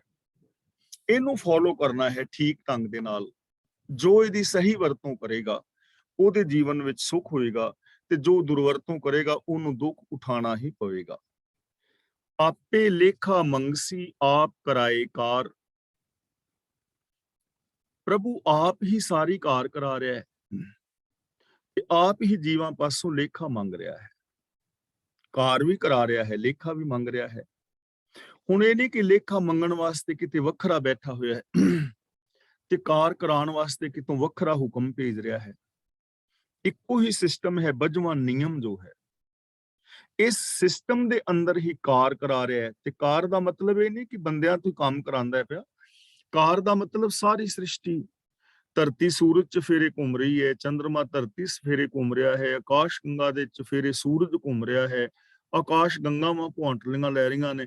ਕਹਿਣ ਤੋਂ ਭਾਵ ਕਿ ਅਨੰਤ ਖੰਡ ਮੰਡਲ ਬ੍ਰਹਿਮੰਡ ਮਿਲੀਅਨ ਟ੍ਰਿਲੀਅਨ ਲਾਈਟ ਈਅਰਾਂ ਤੱਕ, ਕਈ ਮਿਲੀਅਨ ਟ੍ਰਿਲੀਅਨ ਲਾਈਟ ਈਅਰ ਤੱਕ ਫੈਲਿਆ ਹੋਇਆ ਇਹ ਯੂਨੀਵਰਸ ਸਾਰਾ ਸਿਸਟਮ ਦੇ ਅੰਦਰ ਕੰਮ ਕਰ ਰਿਹਾ। ਨਿੱਕੀ ਜਿਹੀ ਕੀੜੀ ਤੋਂ ਵੱਡੇ ਸਾਰੇ ਹਾਥੀ ਤੱਕ ਸਿਸਟਮ ਦੇ ਅੰਦਰ, ਨਿੱਕੇ ਜਿਹੇ ਧੂਲ ਦੇ ਕਣ ਤੋਂ ਵੱਡੇ ਸਾਰੇ ਬ੍ਰਹਿਮੰਡ ਦੇ ਅੰਦਰ, ਸਿਸਟਮ ਦੇ ਅੰਦਰ ਕਾਰ ਕਰ ਰਿਹਾ। ਸਿਸਟਮ ਤੋਂ ਬਾਹਰ ਕੁਝ ਨਹੀਂ ਹੈ। ਤੇ ਲੇਖਾ ਮੰਗਸੀ ਦਾ ਮਤਲਬ ਲੇਖਾ ਮੰਗ ਰਿਹਾ ਹੈ, ਭਾਵ ਕਿ ਕੀਤੇ ਹੋਏ ਕਰਮਾਂ ਅਨੁਸਾਰ ਫਲ ਦੇ ਰਿਹਾ ਹੈ। ਤਾਂ ਉਹ ਸਿਸਟਮ ਦੇ ਅੰਦਰ ਮਿਲੀ ਜਾ ਰਿਹਾ ਹੈ ਨਾਲ ਦੇ ਨਾਲ, ਇੱਕ ਪਲ ਵੀ ਨਹੀਂ ਲੱਗਦਾ। ਜਿਵੇਂ ਆਪਾਂ ਪਹਿਲਾਂ ਕਈ ਵਾਰ ਇਹ ਮਿਸਾਲ ਵਰਤ ਚੁੱਕੇ ਹਾਂ। ਮੰਨ ਲਓ ਕਿ ਹੁਣ ਵਿਚਾਰ ਕਰਦਿਆਂ ਮੇਰੇ ਮਨ ਵਿੱਚ ਕਿਸੇ ਵੀਰ ਭੈਣ ਨੂੰ ਵੇਖ ਕੇ ਜਾਂ ਨਾਮ ਲੈ ਕੇ ਈਰਖਾ ਪੈਦਾ ਹੋ ਗਈ ਕਿਸੇ ਪ੍ਰਤੀ। ਸਪੋਜ਼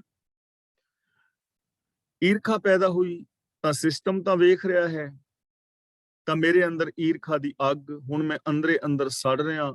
ਬਾਹਰੋਂ ਬੇਸ਼ੱਕ ਤੁਸੀਂ ਵੇਖ ਰਹੇ ਹੋ ਕਿ ਮੈਂ ਹੱਸ ਰਿਹਾ, ਲੇਕਿਨ ਮੈਂ ਤੇ ਅੰਦਰੋਂ ਅੰਦਰ ਸੜ ਰਿਹਾ ਵਾਂ। ਲੇਖਾ ਮੰਗਿਆ ਜਾ ਰਿਹਾ ਹੈ, ਨਾਲ ਦੇ ਨਾਲ ਹਿਸਾਬ ਕਿਤਾਬ ਹੋ ਰਿਹਾ। ਤੇ ਜੇ ਮੈਂ ਚੰਗਾ ਸੋਚ ਰਿਹਾ ਅੰਦਰ, ਤਾਂ ਹਿਸਾਬ ਲੇਖਾ ਮੰਗਿਆ ਜਾ ਰਿਹਾ, ਲੇਖਾ ਹੋ ਰਿਹਾ, ਨਾਲ ਦੇ ਨਾਲ ਮੈਨੂੰ ਅੰਦਰ ਖੁਸ਼ੀ ਮਿਲ ਰਹੀ ਹੈ। ਤਾਂ ਇਹ ਹੁਕਮ ਦੇ ਅੰਦਰ ਸਾਰਾ ਕੁਝ ਹੋਈ ਜਾ ਰਿਹਾ ਹੈ। ਆਪ ਹੀ ਉਕਾਰ ਕਰ ਰਿਹਾ ਹੈ, ਆਪ ਹੀ ਲੇਖਾ ਮੰਗ ਰਿਹਾ ਹੈ। ਜੋ ਤਿਸ ਭਾਵੈ ਸੋ ਥੀਐ, ਹੁਕਮ ਕਰੇ ਗਾਵਾਰ। ਗਾਵਾਰ ਦਾ ਮਤਲਬ ਮੂਰਖ, ਥੀਏ ਦਾ ਮਤਲਬ ਹੁੰਦਾ ਹੈ, ਭਾਵੇ ਦਾ ਮਤਲਬ ਚੰਗਾ ਲੱਗਦਾ ਹੈ। ਜੋ ਤਿਸ ਭਾਵੈ ਸੋ ਥੀਐ, ਜੋ ਰੱਬ ਨੂੰ ਪਾਉਂਦਾ ਹੈ ਉਹ ਹੁੰਦਾ। ਮਤਲਬ ਜੋ ਰੱਬੀ ਰਜ਼ਾ ਦੇ ਵਿੱਚ ਇਸ ਦੁਨੀਆ ਵਿੱਚ ਹੁੰਦਾ ਹੈ ਨਾ, ਉਹ ਹੋਣਾ ਹੈ, ਉਹ ਹੀ ਹੋਣਾ ਹੈ। ਸਿਸਟਮ ਨੂੰ ਬਦਲਿਆ ਨਹੀਂ ਜਾ ਸਕਦਾ। ਪਰ ਹੁਕਮ ਕਰੇ ਗਾਵਾਰ ਦਾ ਮਤਲਬ ਮੂਰਖ ਐਵੇਂ ਹੈਂਕੜ ਕਰਦਾ ਹੈ, ਆਪਣਾ ਹੁਕਮ ਚਲਾਉਂਦਾ ਹੈ ਕਿ ਮੇਰਾ ਹੁਕਮ ਚੱਲੇ। ਬੰਦਾ ਆਪਣਾ ਹੁਕਮ ਚਲਾਉਣਾ ਚਾਹੁੰਦਾ ਹੈ, ਐਸਾ ਕਦੇ ਹੋਣਾ ਨਹੀਂ। ਬੰਦਾ ਹਉਮੈ ਔਰ ਹੰਕਾਰ ਦੇ ਵਿੱਚ ਫਸਿਆ ਰਹਿੰਦਾ ਹੈ, ਤੇ ਇਸ ਹਉਮੈ ਔਰ ਹੰਕਾਰ ਦੇ ਕਾਰਨ ਹੀ ਬੰਦਾ ਦੁਖੀ ਹੈ। ਤੇ ਜੇ ਇਸ ਰਜ਼ਾ ਨੂੰ, ਭਾਣੇ ਨੂੰ, ਸਿਸਟਮ ਨੂੰ ਠੀਕ ਢੰਗ ਦੇ ਨਾਲ ਸਮਝੇ, ਗਿਆਨ ਦੀ ਸਹੀ ਵਰਤੋਂ ਕਰੇ, ਸ਼ੁਭ ਗੁਣਾਂ ਦਾ ਬੰਦਾ ਧਾਰਨੀ ਹੋਵੇ, ਤਾਂ ਕਿੰਨਾ ਸੋਹਣਾ ਜੀਵਨ ਹੋ ਸਕਦਾ ਹੈ। ਜਿੰਨਾ ਜ਼ੋਰ ਸਾਡਾ ਲੜਨ ਤੇ ਲੱਗਦਾ ਹੈ ਨਾ, ਉਹਦੇ ਨਾਲੋਂ 10ਵਾਂ ਹਿੱਸਾ 100ਵਾਂ ਹਿੱਸਾ ਵੀ ਘੱਟ ਅਸੀਂ ਪ੍ਰੇਮ ਕਰਨ ਤੇ ਲਾਈਏ ਤਾਂ ਸਾਡੀ ਜ਼ਿੰਦਗੀ ਸੌਖੀ ਹੋ ਸਕਦੀ। ਜਿੰਨਾ ਅਸੀਂ ਝੂਠ ਬੋਲਦੇ ਆ ਨਾ ਆਮ ਬੰਦੇ, ਜੇ ਉਹਦਾ 10ਵਾਂ ਹਿੱਸਾ ਵੀ ਲੋਕ ਸੱਚ ਬੋਲਣ ਲੱਗ ਜਾਣ ਤਾਂ ਜ਼ਿੰਦਗੀ ਸੁਧਰ ਸਕਦੀ। ਪ੍ਰੇਮ ਦੇ ਨਾਲ ਰਿਆਂ, ਨਿਮਰਤਾ ਦੇ ਨਾਲ ਰਿਆਂ, ਦਇਆ ਕੀਤਿਆਂ, ਇੱਕ ਦੂਜੇ ਦਾ ਸਹਿਯੋਗ ਕੀਤਿਆਂ ਜੀਵਨ ਕਿੰਨਾ ਸੋਹਣਾ ਹੋ ਸਕਦਾ ਹੈ। ਹੁਣ ਜਿੰਨਾ ਇੱਕ ਦੇਸ਼ ਦੂਜੇ ਦੇਸ਼ ਦੇ ਉੱਤੇ ਹਮਲਾਵਰ ਹੋ ਰਿਹਾ ਹੈ, ਜਾਂ ਮਤਲਬ ਐਟਮੀ ਹਥਿਆਰਾਂ ਦੀ ਹੋੜ ਲੱਗੀ ਹੋਈ ਹੈ, ਤਾਂ ਉਹਦੇ ਨਾਲ ਕੀ ਹਾਲ ਹੋਏਗਾ। ਜਿੰਨਾ ਜ਼ੋਰ ਇਸ ਚੀਜ਼ ਤੇ ਲਗਾਇਆ ਜਾ ਰਿਹਾ ਹੈ, ਜੇ ਕਿਤੇ 10ਵਾਂ ਹਿੱਸਾ ਵੀ ਜ਼ੋਰ ਇਸ ਤੋਂ ਘੱਟ ਜੇ ਇਹਨਾਂ ਦੇਸ਼ਾਂ ਨੂੰ ਨੇੜੇ ਲਿਆਉਣ ਵਿੱਚ ਲਗਾਇਆ ਜਾਏ, ਸੀਮਾਵਾਂ ਨੂੰ ਖਤਮ ਕਰਨ ਤੇ ਲਗਾਇਆ ਜਾਏ, ਹਥਿਆਰਾਂ ਦੀ ਹੋੜ ਨੂੰ ਖਤਮ ਕਰਨ ਤੇ ਲਗਾਇਆ ਜਾਏ, ਪੂਰੀ ਦੁਨੀਆ ਇੱਕ ਹੋ ਜਾਏ, ਸਾਰੀ ਦੁਨੀਆ ਦੀ ਰਾਜਧਾਨੀ ਇੱਕ ਹੋ ਜਾਏ, ਜੇ ਇਸ ਪਾਸੇ ਕਦਮ ਵਧਾਏ ਜਾਣ ਤਾਂ ਸਗੋਂ ਘੱਟ ਜ਼ੋਰ ਲੱਗੇਗਾ। ਮਨੁੱਖ ਦੇ ਨਜ਼ਦੀਕ ਆਏਗਾ, ਸੀਮਾਵਾਂ ਦੇ ਝਗੜੇ ਖਤਮ ਹੋਣਗੇ। ਜਿੰਨਾ ਲੋਕ ਜਾਤੀਆਂ ਦੇ ਉੱਤੇ ਹੰਕਾਰ ਕਰਨ ਤੇ ਲਾ ਰਹੇ ਨੇ, ਜੇ ਛੱਡਣ ਤੇ ਲਾਣ, ਮੇਰ ਤੇਰ ਦੇ ਵਿਤਕਰਿਆਂ ਤੇ ਜਿੰਨਾ ਹੰਕਾਰ ਲੱਗ ਰਿਹਾ ਹੈ ਜ਼ੋਰ, ਤੇ ਉਹਨਾਂ ਆਪਸ ਦੇ ਅੰਦਰ ਪਿਆਰ ਵਾਸਤੇ ਲਾਣ ਤਾਂ ਭਾਈਚਾਰਕ ਸਮਾਜ ਪੈਦਾ ਹੋ ਜਾਏ। ਜਿੰਨੀ ਬੇਈਮਾਨੀ ਹੇਰਾਫੇਰੀ ਕਰਨ ਤੇ ਲੋਕ ਜ਼ੋਰ ਲਗਾ ਰਹੇ ਨੇ, ਮਿਲਾਵਟੀ ਚੀਜ਼ਾਂ ਪੈਦਾ ਕਰਨੀਆਂ, ਡੁਪਲੀਕੇਟ ਚੀਜ਼ਾਂ ਜਾਂ ਹੋਰ ਰਿਸ਼ਵਤਖੋਰੀ, ਚੋਰ ਬਜ਼ਾਰੀ, ਜੇ ਇਮਾਨਦਾਰੀ ਦੇ ਨਾਲ ਜੀਣ ਤੇ ਯਤਨ ਕਰਨ ਤੇ ਸਾਰਾ ਸਮਾਜ ਸੌਖਾ ਹੋ ਜਾਏ। ਪਰ ਬੰਦਾ ਹੈਂਕੜ ਕਰਦਾ ਹੈ, ਹੁਕਮ ਕਰੇਗਾ ਵਾਰ, ਇਹ ਬੰਦਾ ਹੈਂਕੜ ਦੇ ਅੰਦਰ ਹੁਕਮ ਕਰ ਰਿਹਾ ਹੈ, ਭਾਵ ਹੁਕਮ ਦੀ ਅਵਹੇਲਨਾ ਕਰਦਾ ਹੈ ਔਰ ਆਪਣੀ ਹਉਮੈ ਦੇ ਅੰਦਰ ਰਹਿੰਦਾ ਹੈ, ਜਦੋਂ ਕਿ ਪਤਾ ਹੈ ਹੋਣਾ ਉਹ ਹੈ ਜੋ ਸਿਸਟਮ ਦੇ ਵਿੱਚ ਹੈ। ਰਜ਼ਾ ਤੋਂ ਬਾਹਰ ਕੁਝ ਹੋ ਨਹੀਂ ਸਕਦਾ। ਇਸ ਲਈ ਜੇ ਸ਼ਾਂਤੀ ਚਾਹੁੰਦੇ ਹਾਂ, ਸੁੱਖ ਚਾਹੁੰਦੇ ਹਾਂ, ਤਾਂ ਸਾਨੂੰ ਹੁਕਮ ਰਜ਼ਾ ਦੇ ਵਿੱਚ ਤੁਰਨਾ ਚਾਹੀਦਾ ਹੈ। ਆਪ ਛਡਾਏ ਛੁੱਟੀਐ ਆਪੇ ਬਖਸ਼ਣਹਾਰ। ਆਪ ਛਡਾਏ ਛੁੱਟੀਏ ਦਾ ਮਤਲਬ ਜੋ ਪਿੱਛੇ ਅਗਨ, ਭੁੱਖ, ਤ੍ਰੇ ਆਦਿਕ ਔਗਣ ਗਿਣੇ ਨੇ, ਜੋ ਹੰਕਾਰ ਆਦਿਕ ਹੈ, ਜੇ ਪ੍ਰਭੂ ਆਪ ਹੀ ਬਚਾਏ ਤਾਂ ਬਚੀਦਾ ਹੈ। ਇਹ ਬਖਸ਼ਿਸ਼ ਵੀ ਉਹ ਕਰਨ ਵਾਲਾ ਆਪ ਹੀ ਹੈ, ਯਾਨੀ ਇਹ ਬਖਸ਼ਿਸ਼ ਵੀ ਹੁਕਮ ਦੇ ਵਿੱਚ ਹੀ ਹੋਣੀ ਹੈ। ਹੁਕਮ ਦੇ ਵਿੱਚ ਹੀ ਬਚਿਆ ਜਾ ਸਕਦਾ ਹੈ। ਜਿੰਨੇ ਵੀ ਸਾਡੇ ਪਾਪ ਵਿਕਾਰ ਨੇ ਨਾ, ਇਹ ਹੁਕਮ ਨੂੰ ਸਮਝਣ ਦੀ ਜ਼ਰੂਰਤ ਹੈ। ਜਿਵੇਂ ਮੈਂ ਪਹਿਲਾਂ ਇੱਕ ਦਿਨ ਤੁਹਾਡੇ ਨਾਲ ਬੇਨਤੀ ਕੀਤੀ ਸੀ ਕਿ ਜਿੰਨੇ ਵੀ ਸਾਈਕੋਥੈਰੇਪਿਸਟ ਨੇ, ਜਦੋਂ ਕੋਈ ਬੰਦਾ ਡਿਪਰੈਸ਼ਨ ਵਿੱਚ ਚਲਾ ਜਾਂਦਾ ਹੈ, ਜਾਂ ਕਿਸੇ ਦੇ ਅੰਦਰ ਨੈਗੇਟਿਵਿਟੀ ਆ ਜਾਂਦੀ ਹੈ, ਜਾਂ ਕੋਈ ਓਵਰ ਥਿੰਕਿੰਗ ਦਾ ਸ਼ਿਕਾਰ ਹੋ ਜਾਂਦਾ ਹੈ, ਜਾਂ ਕਿਸੇ ਮਾੜੇ ਇੱਕ ਵਿਚਾਰ ਦੀ ਬਾਰ-ਬਾਰ ਉਹਦੇ ਅੰਦਰ ਆਈ ਜਾਂਦੇ ਨੇ, ਤਾਂ ਉਹਨਾਂ ਨੂੰ ਦੂਰ ਕਰਨ ਲਈ, ਜਾਂ ਪਰਿਵਾਰਾਂ ਦੇ ਅੰਦਰ ਜਿੱਥੇ ਕੋਈ ਪ੍ਰੋਬਲਮ ਆ ਜਾਂਦੀ ਹੈ, ਉਹਨਾਂ ਵਿਚਾਰਾਂ ਨੂੰ ਬਦਲਣ ਵਾਸਤੇ ਉਹ CBT ਦਾ ਪ੍ਰਯੋਗ ਕਰਦੇ ਨੇ, ਕੋਗਨੀਟਿਵ ਬਿਹੇਵੀਅਰ ਥੈਰੇਪੀ। ਤੇ ਜਿਹਦੇ ਵਿੱਚ ਮੈਂ ਡੀ ਦੇ ਕਾਲਮ ਦੇ ਵਿੱਚ ਤੁਹਾਨੂੰ ਦੱਸਿਆ ਸੀ ਨਾ, ABCDE, ਐਕਟੀਵੇਟਿੰਗ ਇਵੈਂਟ, ਉਸ ਤੋਂ ਥਾਟਸ ਪੈਦਾ ਹੁੰਦੇ ਨੇ, ਥਾਟਸ ਤੋਂ ਇਮੋਸ਼ਨ ਪੈਦਾ ਹੁੰਦੇ ਨੇ, ਇਮੋਸ਼ਨ ਤੋਂ ਬਿਹੇਵੀਅਰ ਬਣਦਾ ਹੈ, ਤੇ ਬਿਹੇਵੀਅਰ ਤੋਂ ਅੱਗੇ ਇੱਕ ਨਵਾਂ ਇਵੈਂਟ ਪੈਦਾ ਹੁੰਦਾ ਹੈ। ਇੱਕ ਨਿਊਰੋਨਲ ਪੈਟਰਨ ਬਣ ਜਾਂਦਾ ਹੈ, ਚਾਹੇ ਕੋਈ ਪੋਜ਼ਿਟਿਵ ਬਣਾ ਲੈ ਜਾਂ ਕੋਈ ਨੈਗੇਟਿਵ ਬਣਾ ਲੈ। ਫਿਰ ਡੀ ਦੇ ਖਾਨੇ ਦੇ ਵਿੱਚ ਡਿਸਪਿਊਟ, ਕਿ ਜੋ ਡਿਸਫੰਕਸ਼ਨਲ ਥਾਟਸ ਨੇ ਉਹਨਾਂ ਨੂੰ ਡਿਸਪਿਊਟ ਕਿਵੇਂ ਕੀਤਾ ਜਾਏ, ਔਰ ਉਹਨਾਂ ਦੀ ਜਗ੍ਹਾ ਤੇ ਮੋਰ ਰੀਜ਼ਨੇਬਲ ਜੋ ਵਿਚਾਰ ਨੇ ਉਹ ਕਿਵੇਂ ਰੱਖੇ ਜਾਣ, ਉਹ ਫਿਰ ਪ੍ਰੈਕਟਿਸ ਕਰਾਉਂਦੇ ਨੇ। ਤੇ ਜਦੋਂ ਉਹ ਵਿਚਾਰ ਦੂਜੇ ਬਦਲਵੇਂ ਆ ਜਾਂਦੇ ਨੇ, ਈ ਦਾ ਮਤਲਬ ਇਫੈਕਟ, ਕਿ ਉਹ ਸਾਡੇ ਉੱਤੇ ਕਿਵੇਂ ਇਫੈਕਟ ਕਰਦੇ ਨੇ। ਹੁਣ ਇਹ ਸਾਰੇ ਸਿਸਟਮ ਨੂੰ ਸਮਝਣਾ ਪਏ। ਜਿਸ ਸਿਸਟਮ ਦੇ ਅੰਦਰ ਸਾਡੇ ਅੰਦਰ ਨੈਗੇਟਿਵਿਟੀ ਪੈਦਾ ਹੋਈ ਨਾ, ਉਸ ਸਿਸਟਮ ਦੇ ਅੰਦਰ ਹੀ ਸਾਨੂੰ ਪੋਜ਼ਿਟਿਵ ਹੋਣਾ ਪੈਣਾ ਹੈ। ਇਹਨੂੰ ਕਹਿੰਦੇ ਨੇ ਆਪ ਛਡਾਏ ਛੁੱਟੀਏ ਆਪੇ ਬਖਸ਼ਣਹਾਰ। ਸਿਸਟਮ ਦੇ ਅੰਦਰ ਹੀ ਬੰਦਾ ਨੈਗੇਟਿਵਿਟੀ ਦਾ ਸ਼ਿਕਾਰ ਹੋ ਗਿਆ ਹੈ, ਤੇ ਸਿਸਟਮ ਨੂੰ ਸਮਝ ਕੇ ਹੀ ਪੋਜ਼ਿਟਿਵਿਟੀ ਦੇ ਅੰਦਰ ਆ ਜਾਏਗਾ, ਆਪਣੀ ਹਾਰ ਨੂੰ ਜਿੱਤ ਵਿੱਚ ਬਦਲ ਦੇਗਾ, ਆਪਣੀਆਂ ਚਿੰਤਾਵਾਂ ਨੂੰ ਖੁਸ਼ੀਆਂ ਵਿੱਚ ਤਬਦੀਲ ਕਰ ਲੇਗਾ, ਲੇਕਿਨ ਸਿਸਟਮ ਨੂੰ ਫੋਲੋ ਕਰਨਾ ਪਵੇਗਾ। ਆਪ ਛਡਾਏ ਛੁੱਟੀਏ ਤਾਂ ਹੀ ਛੁੱਟੇਗਾ, ਆਪ ਹੀ ਬਖਸ਼ਣਹਾਰ ਹੈ, ਉਹਨੇ ਬਖਸ਼ਿਸ਼ ਕੀਤੀ ਹੋਈ ਹੈ ਸਿਸਟਮ ਦੇ ਅੰਦਰ, ਤੇ ਉਹ ਬੰਦਾ ਛੁੱਟ ਜਾਏਗਾ ਇਹਨਾਂ ਵਿਕਾਰਾਂ ਤੋਂ, ਪਾਪਾਂ ਤੋਂ, ਅਪਰਾਧਾਂ ਤੋਂ। ਔਰ ਹਕੀਕਤ ਹੈ, ਬਚਿਆ ਜਾ ਸਕਦਾ ਹੈ ਜੇ ਬੰਦੇ ਨੂੰ ਸਹੀ ਮੈਥਡ ਮਿਲ ਜਾਏ, ਜੇ ਬੰਦੇ ਨੂੰ ਸਹੀ ਤਰੀਕਾ ਮਿਲ ਜਾਏ, ਔਰ ਬੰਦਾ ਉਹਦੇ ਤੇ ਪ੍ਰੈਕਟਿਸ ਕਰੇ, ਕੰਮ ਕਰੇ, ਤਾਂ ਬੰਦਾ ਬਚ ਸਕਦਾ ਹੈ ਰੱਬੀ ਰਜ਼ਾ ਦੇ ਅੰਦਰ। ਆਪੇ ਵੇਖੈ ਸੁਣੇ ਆਪ ਸਬਸੇ ਦੇ ਆਧਾਰ। ਸਬਸੇ ਦੇ ਆਧਾਰ ਦਾ ਮਤਲਬ ਸਭ ਜੀਵਾਂ ਨੂੰ ਆਸਰਾ ਦਿੰਦਾ ਹੈ। ਆਪ ਸਭ ਨੂੰ ਵੇਖ ਰਿਹਾ ਹੈ, ਆਪ ਸਾਰਿਆਂ ਨੂੰ ਸੁਣ ਰਿਹਾ ਹੈ ਔਰ ਆਪ ਸਾਰਿਆਂ ਨੂੰ ਆਧਾਰ ਦੇ ਰਿਹਾ ਹੈ, ਆਸਰਾ ਦੇ ਰਿਹਾ ਹੈ। ਦੇਖੋ, ਸਾਡੇ ਜੀਵਨ ਵਾਸਤੇ ਆਸਰਾ ਸਾਨੂੰ ਕੁਦਰਤ ਵਿੱਚ ਮਿਲ ਰਿਹਾ ਹੈ ਨਾ। ਧਰਤੀ, ਸੂਰਜ, ਚੰਦਰਮਾ, ਹਵਾ, ਪੌਣ, ਪਾਣੀ, ਬੈਸੰਤਰ ਆਦਿਕ। ਸਾਨੂੰ ਸਰੀਰ ਮਿਲਿਆ ਹੈ, ਜੀਵਨ ਮਿਲਿਆ ਹੈ, ਸਾਨੂੰ ਆਧਾਰ ਮਿਲਿਆ ਹੈ ਔਰ ਸਾਡੀ ਹਰ ਚੀਜ਼ ਸੁਣੀ ਔਰ ਵੇਖੀ ਜਾ ਰਹੀ ਹੈ, ਯਾਨੀ ਪਰਖੀ ਜਾ ਰਹੀ ਹੈ। ਔਰ ਅਸੀਂ ਆਪਣੇ ਆਪੇ ਨੂੰ ਆਪ ਸੁਣ ਰਹੇ ਹਾਂ। ਸਾਡੇ ਅੰਦਰ ਰੱਬ ਬੈਠਾ ਹੈ ਨਾ, ਤਾਂ ਉਹ ਬਿਨਾਂ ਬੋਲਣ ਤੋਂ ਵੀ ਸੁਣ ਲੈਂਦਾ ਹੈ। ਮੇਰੀਆਂ ਹੁਣ ਗੱਲਾਂ ਤੁਸੀਂ ਸੁਣ ਰਹੇ ਹੋ ਕਿ ਮੈਂ ਬੋਲ ਰਿਹਾ। ਹੁਣ ਤੁਸੀਂ ਬੋਲ ਨਹੀਂ ਰਹੇ, ਜ਼ਬਾਨ ਨਾਲ ਨਹੀਂ ਬੋਲ ਰਹੇ। ਹੋ ਸਕਦਾ ਹੈ ਤੁਹਾਡਾ ਮਨ ਬੋਲ ਰਿਹਾ ਹੋਵੇ, ਅੰਦਰ ਵਿਚਾਰ ਆ ਰਹੇ ਹੁਣ, ਮਨ ਬੋਲ ਰਿਹਾ ਨਾ, ਤੇ ਤੁਹਾਡੇ ਉਸ ਮਨ ਦੇ ਬੋਲਾਂ ਨੂੰ ਮੈਂ ਤੇ ਨਹੀਂ ਸੁਣ ਰਿਹਾ, ਕਿਉਂਕਿ ਜ਼ਬਾਨ ਚੋਂ ਨਹੀਂ ਬੋਲੇ ਜਾ ਰਹੇ। ਪਰ ਤੁਹਾਡਾ ਆਪਣਾ ਮਨ ਤੇ ਸੁਣ ਰਿਹਾ ਨਾ ਕਿ ਤੁਸੀਂ ਕੀ ਬੋਲ ਰਹੇ ਹੋ। ਆਪਣਾ ਆਪਾ ਤੇ ਸੁਣ ਰਿਹਾ ਨਾ ਅੰਦਰ। ਤਾਂ ਹਰ ਇੱਕ ਦੇ ਅੰਦਰ ਬੈਠਾ ਸੁਣ ਰਿਹਾ ਹੈ, ਹਰ ਇੱਕ ਦੇ ਅੰਦਰ ਬੈਠਾ ਵੇਖ ਰਿਹਾ ਹੈ ਵੀ ਇਹ ਕੀ ਕਰਦੇ ਨੇ। ਜਦੋਂ ਮੈਂ ਪਾਪ ਕਮਾਉਂਦਾ, ਮੈਨੂੰ ਹੋਰ ਤੇ ਨਹੀਂ ਕੋਈ ਵੇਖਦਾ, ਪਰ ਮੈਂ ਤੇ ਵੇਖ ਰਿਹਾ। ਚੋਰੀ ਕਰਦਿਆਂ ਮੈਨੂੰ ਹੋਰ ਕਿਸੇ ਨੇ ਨਹੀਂ ਵੇਖਿਆ, ਪਰ ਮੇਰੇ ਅੰਦਰਲੇ ਨੇ ਤੇ ਮੈਨੂੰ ਵੇਖਿਆ ਹੈ। ਤਾਂ ਸਾਰਿਆਂ ਨੂੰ ਸੁਣਦਾ ਹੈ, ਸਭ ਨੂੰ ਵੇਖਦਾ ਹੈ, ਸਭ ਨੂੰ ਆਧਾਰ ਦੇ ਰਿਹਾ ਹੈ। ਯਾਨੀ ਸਾਡਾ ਕੋਈ ਵੀ ਕੰਮ ਲੁਕਿਆ ਛਿਪਿਆ ਨਹੀਂ ਹੈ। ਤੇ ਜਿਹੜਾ ਕੰਮ ਲੁਕਿਆ ਛਿਪਿਆ ਨਹੀਂ, ਉਹਦਾ ਫਲ ਜ਼ਰੂਰ ਮਿਲਣਾ ਹੈ, ਕਿਉਂਕਿ ਅੰਦਰਲਾ ਸਿਸਟਮ ਜਿਹੜਾ ਹੈ ਉਹਦਾ ਫਲ ਜ਼ਰੂਰ ਦੇਵੇਗਾ, ਚੰਗਾ ਵੀ ਮਾੜਾ ਵੀ। ਸਭ ਮਹਿ ਏਕ ਵਰਤਦਾ ਸਿਰ ਸਿਰ ਕਰੇ ਵਿਚਾਰ। ਸਿਰ ਸਿਰ ਦਾ ਮਤਲਬ ਹਰੇਕ ਦੇ ਸਿਰ ਤੇ, ਯਾਨੀ ਹਰੇਕ ਦੇ ਸਿਰ ਤੇ ਦਾ ਮਤਲਬ ਕਿ ਹਰ ਇੱਕ ਦੇ ਅੰਦਰ ਵਸਦਾ ਹੋਇਆ ਸਭ ਜੀਵਾਂ ਵਿੱਚ ਪ੍ਰਭੂ ਆਪ ਮੌਜੂਦ ਹੈ ਔਰ ਹਰ ਇੱਕ ਦਾ ਧਿਆਨ ਆਪ ਰੱਖਦਾ ਹੈ, ਹਰ ਇੱਕ ਦੀ ਵਿਚਾਰ ਕਰਦਾ ਹੈ, ਮਤਲਬ ਧਿਆਨ ਰੱਖਦਾ ਹੈ। ਮੇਰੇ ਅੰਦਰ ਵੀ ਉਹੀ ਹੈ, ਤੁਹਾਡੇ ਅੰਦਰ ਵੀ ਉਹੀ ਹੈ, ਜੀਵ ਜਨਤਾ ਦੇ ਅੰਦਰ ਉਹ ਹੈ। ਸਾਰਿਆਂ ਦੇ ਵਿੱਚ ਇੱਕ ਵਰਤ ਰਿਹਾ ਤੇ ਸਾਰਿਆਂ ਦਾ ਧਿਆਨ ਰੱਖ ਰਿਹਾ ਹੈ, ਵਿਚਾਰ ਕਰ ਰਿਹਾ ਹੈ। ਹੁਣ ਇਹ ਚੀਜ਼ ਨੂੰ ਸਮਝੋ ਕਿ ਸਾਰੇ ਇੱਕ ਸਿਸਟਮ ਦੇ ਅੰਦਰ ਜੀ ਰਹੇ ਨੇ। ਉਹ ਜੋ ਹੁਕਮ ਹੈ, ਰੱਬੀ ਹੁਕਮ, ਸਾਰਿਆਂ ਦਾ ਧਿਆਨ ਰੱਖ ਰਿਹਾ ਹੈ। ਜਿਵੇਂ ਦੀ ਕੋਈ ਵਿਚਾਰ ਪੈਦਾ ਕਰਦਾ ਹੈ ਆਪਣੇ ਅੰਦਰ, ਉਵੇਂ ਦਾ ਹੀ ਉਹਨੂੰ ਬਣਾਈ ਜਾਂਦਾ ਹੈ।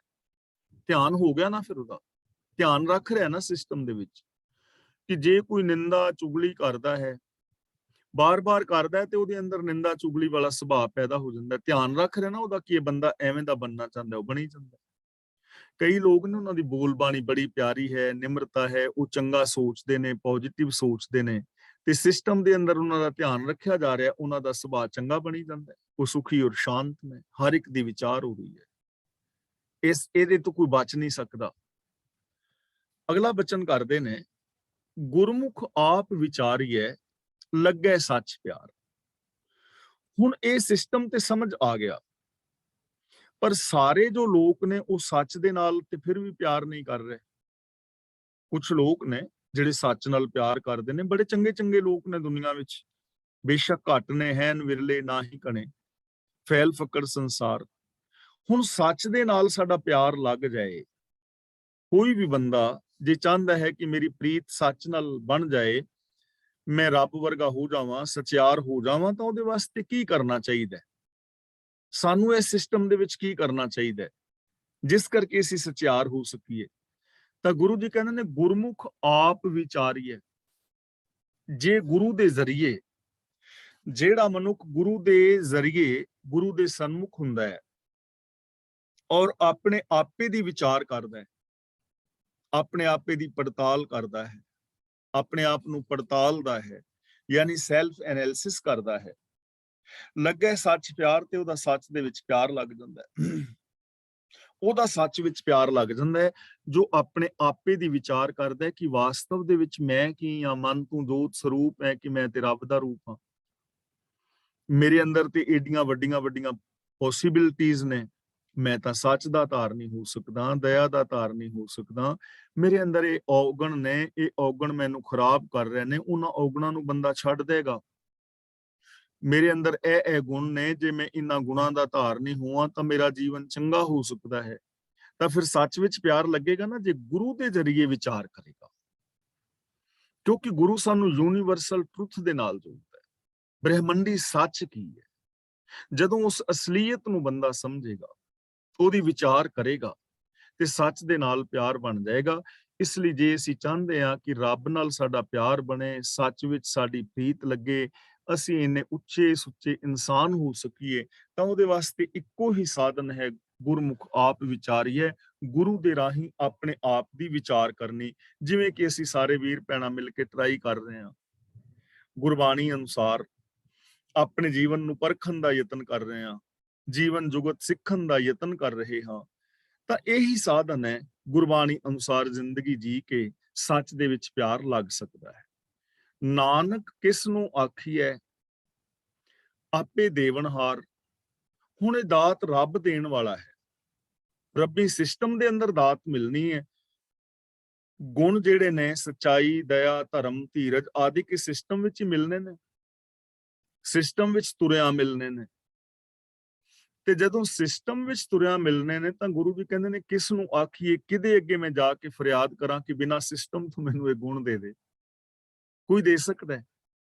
ਕੋਈ ਵਰਤ, ਕੋਈ ਨਰਾਤਾ, ਕੋਈ ਸਰਾਧ, ਕੋਈ ਜਪ, ਕੋਈ ਤਪ, ਕੋਈ ਮਾਲਾ, ਕੋਈ ਤਿਆਗ, ਕੋਈ ਬਾਬਾ, ਕੋਈ ਜੋਤਸ਼ੀ ਦੇ ਸਕਦਾ ਹੈ ਸਿਸਟਮ ਤੋਂ ਬਾਹਰ, ਹੁਕਮ ਤੋਂ ਬਾਹਰ? ਬਿਲਕੁਲ ਵੀ ਨਹੀਂ। ਹਕੀਕਤ ਹੈ, ਇੱਕ ਅਟਲ ਸੱਚਾਈ ਹੈ। ਇਸ ਲਈ ਗੁਰੂ ਜੀ ਕਹਿੰਦੇ ਨੇ ਇਹ ਦਾਤ ਉਹ ਆਪ ਦਿੰਦਾ ਹੈ, ਹੋਰ ਕਿਸੇ ਅੱਗੇ ਕੁਝ ਨਹੀਂ ਕਿਹਾ ਜਾ ਸਕਦਾ। ਭਾਵ ਕਿ ਸਿਰਫ ਰੱਬੀ ਰਜ਼ਾ ਦੇ ਅੰਦਰ ਚੱਲ ਕੇ ਇਹਨਾਂ ਗੁਣਾਂ ਨੂੰ ਮਾਣਿਆ ਜਾ ਸਕਦਾ ਹੈ। ਸ਼ਲੋਕ ਮਹਿਲਾ ਤੀਜਾ। ਬਾਬੀਹਾ ਇਹ ਜਗਤ ਹੈ, ਮਤ ਕੋ ਭਰਮ ਭੁਲਾਏ। ਗੁਰੂ ਜੀ ਕਹਿੰਦੇ ਨੇ ਲਫ਼ਜ਼ ਪਪੀਹਾ ਸੁਣ ਕੇ ਮਤਾ ਕੋਈ ਭੁਲੇਖਾ ਖਾ ਜਾਏ। ਪਪੀਹਾ ਇਹ ਜਗਤ ਹੈ, ਜਗਤ ਦੇ ਜੀਵ ਜੋ ਪਸ਼ੂ ਹੋ ਰਹੇ ਨੇ, ਜਿਨ੍ਹਾਂ ਨੂੰ ਇਹ ਸਮਝ ਨਹੀਂ ਹੈ। ਬਾਬੀਹਾ ਇਹ ਜਗਤ ਹੈ। ਤਾਂ ਗੁਰੂ ਪਾਤਸ਼ਾਹ ਜੀ ਕਹਿੰਦੇ ਨੇ ਮਤਾ ਕੋਈ ਭੁਲੇਖਾ ਖਾ ਜਾਏ, ਹੋਰ ਕੋਈ ਨਹੀਂ ਹੈ, ਇਹ ਜਗਤ ਹੀ ਇੱਕ ਪਪੀਹਾ ਹੈ। ਇਹ ਬਾਬੀਹਾ ਪਸ਼ੂ ਹੈ, ਇਸ ਨੂੰ ਬੂਝਣ ਨਾ ਹੈ। ਬੂਝਣ ਦਾ ਮਤਲਬ ਸਮਝ। ਜੀਵ ਪਸ਼ੂ ਬਿਰਤੀ ਹੈ, ਬਬੀਹਾ ਪਸ਼ੂ।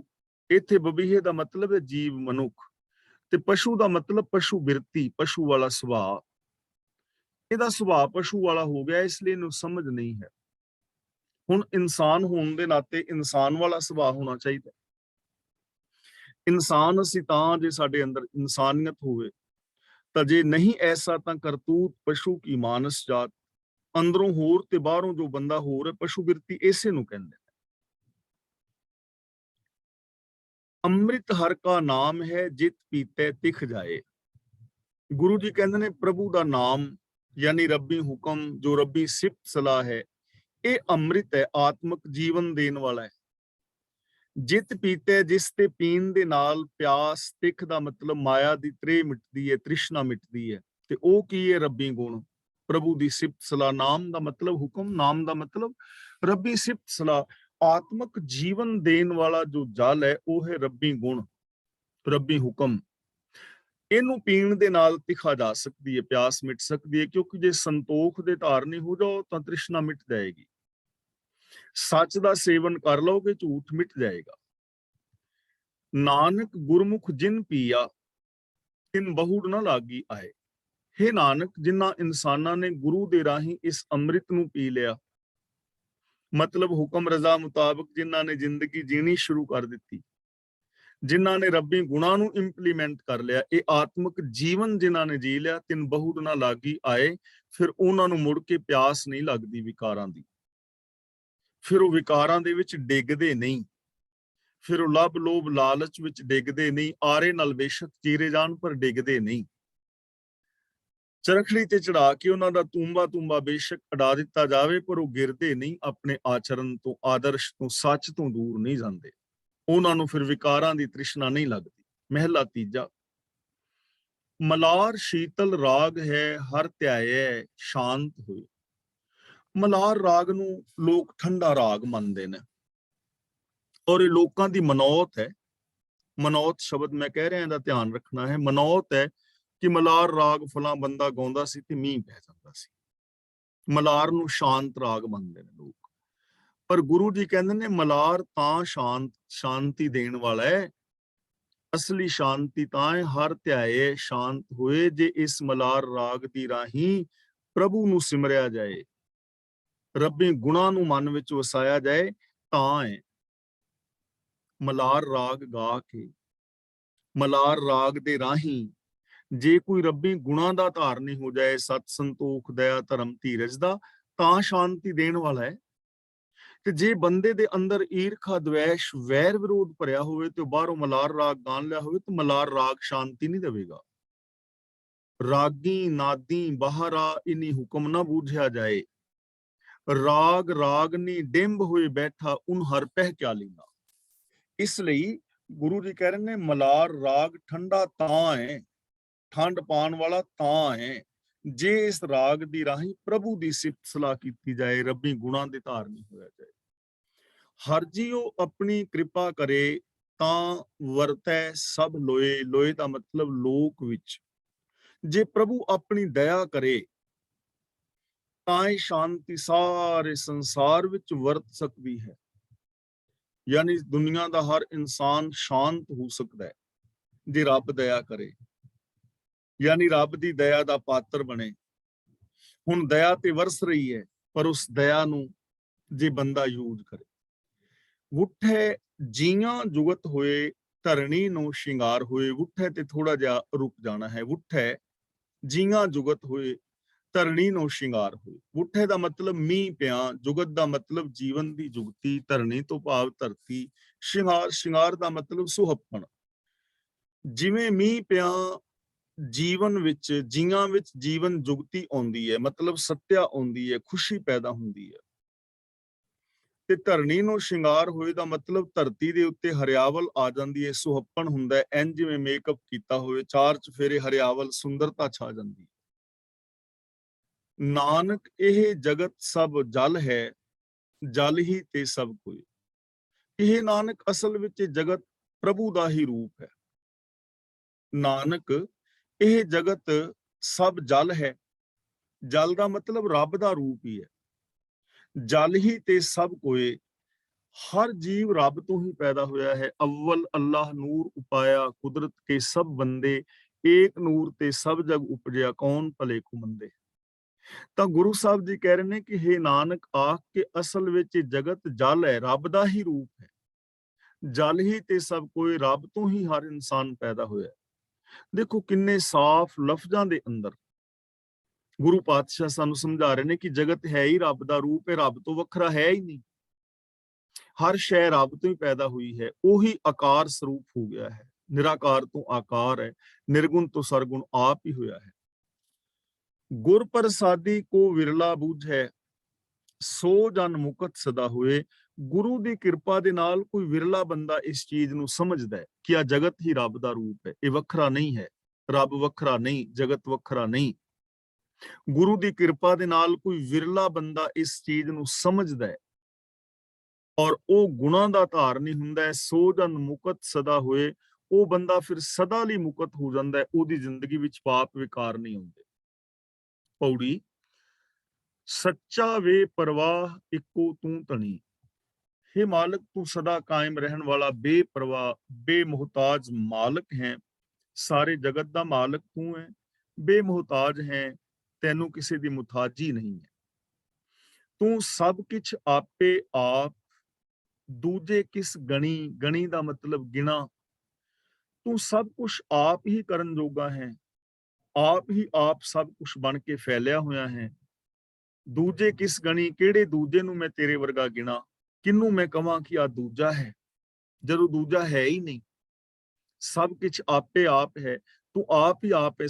तू सब किछ आपे आप, तू सब कुछ आप ही आप है, सब कुछ करन करावन वाला है। तां दूजा मैं किन्नू गिना कि तेरे तो बिना कोई दूजा भी है। मानस कूड़ा गर्भ, सच्ची तुद मणि। इत्थे मणि दा मतलब है वडियाई, गर्भ दा मतलब हंकार, कूड़ा दा मतलब व्यर्थ।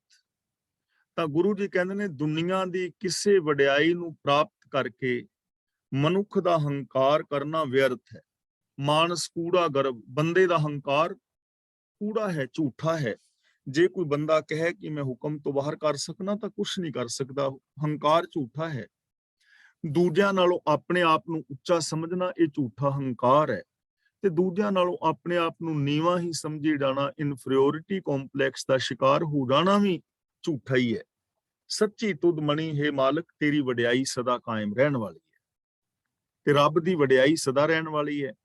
ਇਸ ਲਈ ਰੱਬੀ ਗੁਣਾਂ ਦੇ ਧਾਰਨੀ ਸਾਰਿਆਂ ਨੂੰ ਹੋਣਾ ਚਾਹੀਦਾ ਹੈ। ਨਾ ਹੰਕਾਰ ਕਰਨਾ ਚਾਹੀਦਾ ਹੈ, ਤੇ ਨਾ ਹੀ ਆਪਣੇ ਅੰਦਰ ਇਨਫੀਰੀਓਰਿਟੀ ਕੰਪਲੈਕਸ ਪੈਦਾ ਕਰਨਾ ਚਾਹੀਦਾ ਹੈ। ਬੰਦੇ ਦਾ ਹੰਕਾਰ ਝੂਠਾ ਹੈ ਕੁਛ ਪ੍ਰਾਪਤ ਕਰਕੇ, ਸੱਚੀ ਵਡਿਆਈ ਸਦਾ ਤੇਰੀ ਹੈ। ਆਵਾ ਗੌਣ ਰਚਾਏ ਉਪਾਈ ਮੇਦਨੀ। ਮੇਦਨੀ ਦਾ ਮਤਲਬ ਹੈ ਸ੍ਰਿਸ਼ਟੀ। ਮੇਦਨੀ ਦਾ ਮਤਲਬ ਸਾਰੀ ਸ੍ਰਿਸ਼ਟੀ। ਆਵਾ ਗੌਣ, ਆਵਾ ਦਾ ਮਤਲਬ ਆਉਣਾ, ਗੌਣ ਦਾ ਮਤਲਬ ਜਾਣਾ। ਆਵਾ ਦਾ ਮਤਲਬ ਜਨਮ, ਗੌਣ ਦਾ ਮਤਲਬ ਮੌਤ। ਕਿ ਜਨਮ ਔਰ ਮੌਤ ਰਚਾ ਕੇ ਇਹ ਸੰਸਾਰ ਨੂੰ ਪੈਦਾ ਕੀਤਾ ਹੈ। ਯਾਨੀ ਇਹ ਸੰਸਾਰ ਪੈਦਾ ਕੀਤਾ ਤੇ ਇਹਦੇ ਉੱਤੇ ਜਨਮ ਵੀ ਹੈ ਔਰ ਮੌਤ ਵੀ ਹੈ।